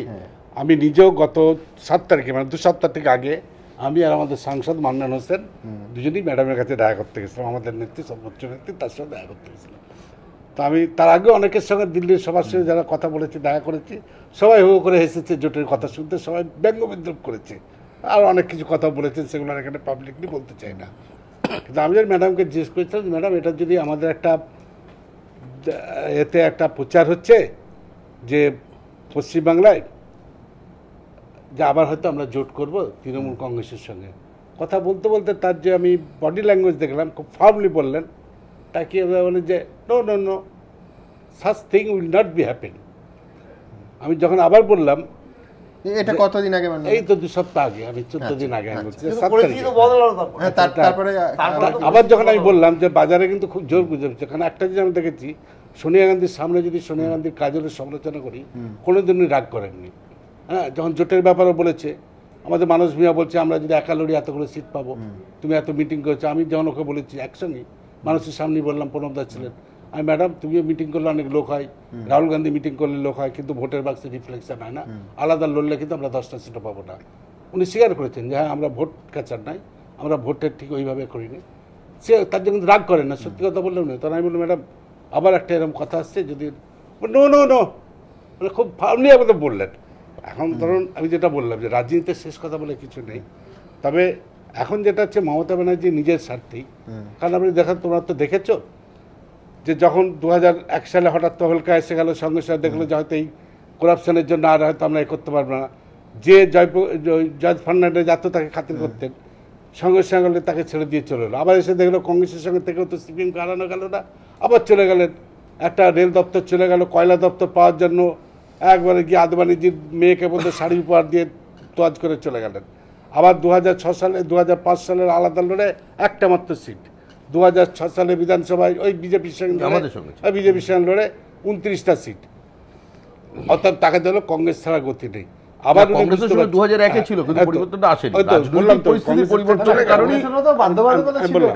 তারপরে যখন এখন দেখতে পাচ্ছেন কংগ্রেসও তো তার হাত ধরেছিল, এত রেকর্ড কথা বলছেন, আমি বাধা দিই, একটু বলতে দিন, আপনি এখনো তৃণমূলে ঢোকেননি, তৃণমূলের যদি অফিসিয়ালি স্পোক্সম্যান হন তাহলে আমি যেটা আপনার কথা আপনি যেটা কথা বলছেন আপনি তৃণমূলের পক্ষে কথা বলেন, but you are not a Trinamool man.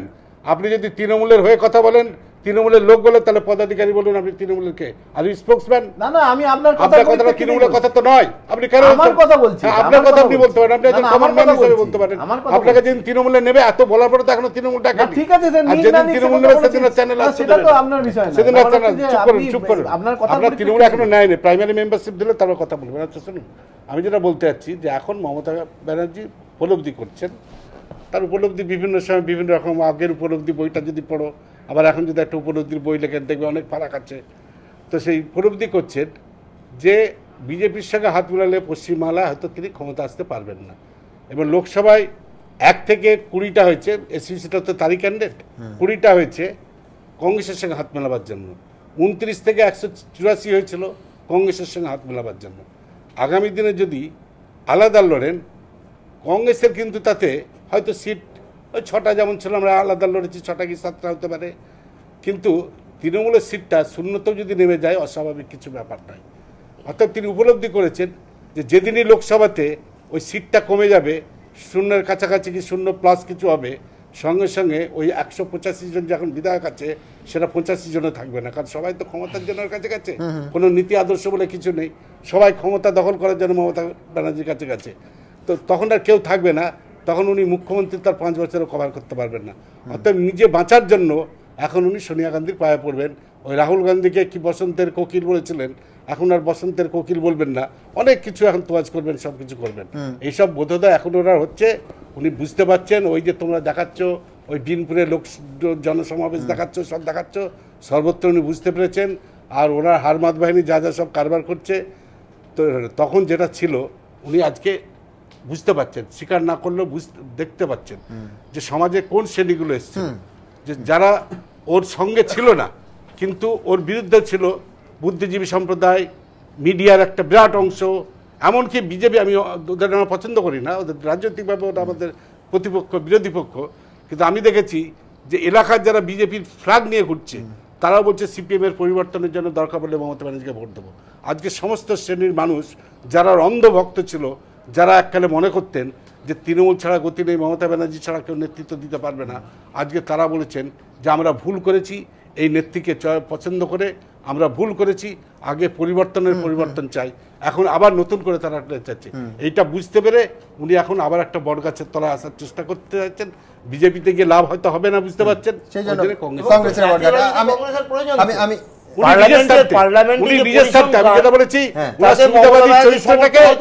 আরো বেশি সফল করার করার জন্য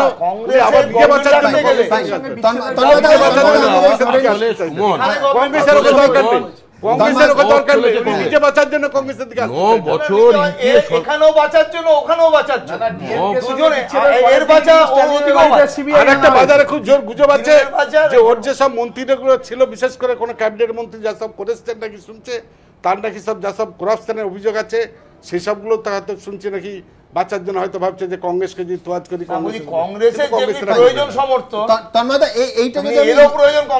এইটা যদি মমতা বন্দ্যোপাধ্যায়ের ইউটার্ন ধরি, অ্যাকর্ডিং টু মান্নানদা, যে উনি বোধোদয় করেছেন যে বড় বটগাছের নিচে আসতে হবে, ধরে নেওয়া যায়, তাহলে তো সিপিএম এর অবস্থান একটু নড়বড়। এই যে এতবার সীতারাম ইয়েচুরি রাহুল গান্ধীর সঙ্গে দেখা করছেন, এই যে শোনা যাচ্ছে যে সরকারের বাইরে থেকে ভেতর থেকে পাশে থাকার একটা প্রকল্প চলছে, কাছাকাছি আসছে বামপন্থী অনেকগুলো দল এবং কংগ্রেস, কি বলবেন? এটা তো অসুবিধা হয়ে গেল আপনার। আমার কোনো অসুবিধার ব্যাপার নেই, অসুবিধা একটাই, সেটা হচ্ছে যে আমরা চিরকালে কথা বলে এসেছি যে মমতা ব্যানার্জি যে দল করেছেন সেই দলের কোনো রাজনীতি নেই। আমি এই চ্যানেলেও বহুবার বলেছি যে শ্রমিক ভট্টাচার্যের সঙ্গে আমার 100টা রাজনৈতিক বিরোধিতা আছে, কিন্তু শ্রমিক ভট্টাচার্যের একটা রাজনীতি আছে। আব্দুল মান্নানের সঙ্গে বিরোধিতা আছে, কিন্তু আব্দুল মান্নানের একটা রাজনীতি আছে। তৃণমূল কংগ্রেস তার কোনোদিনই কোনো রাজনীতি নেই। একটু আগে ওই যে আন্তর্জাতিক ইস্যুতে আমরা কথা বলি না, দেশের উপর ছেড়ে দিই, তখন তুমি তিস্তার কথা উল্লেখ করাতে শ্রমিক বললো ওটা একদমই স্পর্শকাতর পশ্চিমবাংলার সঙ্গে। যে অর্থে তিস্তা পশ্চিমবাংলায় স্পর্শকাতর, সেই অর্থেই তামিল ইস্যু তামিলনাড়ুতে স্পর্শকাতর, একই অর্থে। আর যদি আন্তর্জাতিক ইস্যুর ব্যাকরণ ধরো, দুটোই আন্তর্জাতিক ইস্যু, প্রশ্নটা সেখানে না।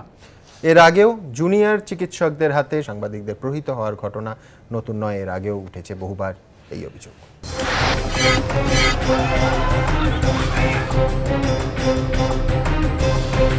অন্যায় করব, অন্যায় দেখালে সংবাদ মাধ্যমকে মারধরও করব, এহেন মনোভাবের ছবি ফের একবার স্পষ্ট করলেন এনআরএস এর ইন্টার্নরা।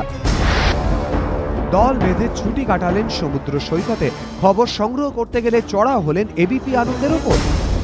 অতীতেও দেখা গিয়েছে ভবিষ্যতের ডাক্তারদের এই রণংদেহী মূর্তি। স্টেথোস্কোপের পরিবর্তে তাঁরাই তুলে নিয়েছিলেন লাঠিসোঁটা, যে খবর তোলপাড় করেছিল গোটা রাজ্যকে। হাসপাতালেই কর্মবিরতি করে তারা প্রমাণ করে দিচ্ছেন যে আমাদের এই রাজ্য একেবারে তাদেরই উপযুক্ত। যে পিরিয়ডে তারা কাজ করছেন না, এটা আনঅথরাইজড অ্যাবসেন্স হিসেবে ট্রিট করা হবে। আজকে যদি আপনি রোগীদের পণবন্দি করে ন্যায্য দাবিতেও আন্দোলন করেন, কে আপনার পাশে থাকবে? পণবন্দি কাকে করছেন? সাধারণ মানুষ। প্রত্যেক চিকিৎসকের মধ্যে যেখানে বাঙালি বনফুলের অগ্নিশ্বর মুখোপাধ্যায়কে খোঁজেন জুনিয়র ডাক্তারদের মারমুখী চেহারা, সেই কল্পনার অবয়বটাই ভেঙে দিয়েছিল। রাজ্যবাসী দেখেছিল লাঠি হাতে অগ্নিশ্বর। 26শে সেপ্টেম্বর 2010 অভিযোগ, রাতে এক রোগীর পরিজনরা চিকিৎসায় গাফিলতির অভিযোগে এসএসকেএম জুনিয়র ডাক্তারদের উপরে চড়াও হন, আর এতেই মারমুখী হয়ে ওঠেন জুনিয়র ডাক্তাররা। গাছের ডাল ভেঙে রীতিমতো ভাঙচুর শুরু করে দেন।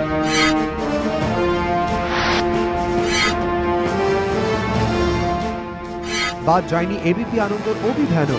রোগীর আত্মীয়দের মাটিতে ফেলে জুনিয়র ডাক্তাররা মারধর করেন বলে অভিযোগ। এসএসকেএম এর অশান্তির আগুন ছড়ায় চিত্তরঞ্জন কলকাতা মেডিকেল কলেজ আরজি করেও। চলতে থাকে জুনিয়র ডাক্তারদের কর্মবিরতি। চূড়ান্ত দুর্ভোগে পড়েন হাজার হাজার রোগী। রাজনৈতিক দলগুলিও বন্ধের আওতা থেকে চিকিৎসা পরিষেবাকে বাইরে রাখেন, কিন্তু জুনিয়র ডাক্তাররা কর্মবিরতিতে অনড় থাকেন। এবিপি আনন্দে এই খবর সম্প্রচারিত হওয়ার পর চিকিৎসক মহল থেকেও সমালোচনার ঝড় ওঠে। এই যে হাসপাতালে রোগীদের ফেরত দেওয়া হচ্ছে তার দায় কে নেবে? ডাক্তারদের নিজেদের ব্যক্তিগত ক্ষুদ্র স্বার্থে যে কোনো জায়গায় পৌঁছে যেতে পারেন, এরকম একটা সিগন্যাল, এরকম একটা বার্তা চারদিকে চলে যাচ্ছে। জুনিয়র ডাক্তারদের এই আন্দোলন, এই ব্যবহার কিন্তু মেডিকেল প্রফেশনের উপরে যে লোকের নির্ভরতা, যে ভরসা, সেটারও ভিতটাও কাঁপিয়ে দিচ্ছে। জুনিয়র ডাক্তারদের লাঠি হাতে এই ছবি দেখে আটকে উঠেছিল সবাই। এনআরএস এর ইন্টার্নদের হাতে সাংবাদিকের মারধরের ঘটনা যেন সেই ছবি ফের মনে করিয়ে দিল এবিপি আনন্দ। আমাদের প্রতিপক্ষ অনুষ্ঠানে এই বিষয় নিয়ে আমরা কোনো আলোচনা করছি না, একেবারে ইচ্ছাকৃতভাবে করছি না। তার কারণ আমরা বিশ্বাস করতে চাই এবং বিশ্বাস করি যে এই ঘটনা বিচ্ছিন্ন। যারা গেছিলেন সেই 120 জনের মধ্যেও সবাই নিঃসন্দেহে সাংবাদিকদের প্রহার করা বা একসঙ্গে ছুটি নেওয়ার ক্ষেত্রে একমত ছিলেন না। এই বিশ্বাসটাই চিকিৎসকের কাছে আমাদের নিয়ে যায়। চিকিৎসকের প্রতি এই বিশ্বাসই আমাদের আরোগ্যের পথে নিয়ে যায়, যার ফলে এই বিশ্বাসটা আমরা ছাড়তে রাজি নই। এটা একটা বিচ্ছিন্ন ঘটনা। এটা আমাদের রাজ্যের ডাক্তারবাবুদের সার্বিক মানসিকতা এবং রাজ্যের সার্বিক স্বাস্থ্য পরিস্থিতির সঙ্গে সঙ্গতিবিহীন, এমনটাই ভাবছি আমরা। তাই এই ছবি দেখিয়ে এবং এই ঘটনার পুনরাবৃত্তি যাতে না হয় সেই আবেদন রেখে, সেই অনুরোধ রেখে আজকের প্রতিপক্ষ শেষ করব। আপনাদের চোখ থাকুক এবিপি আনন্দ।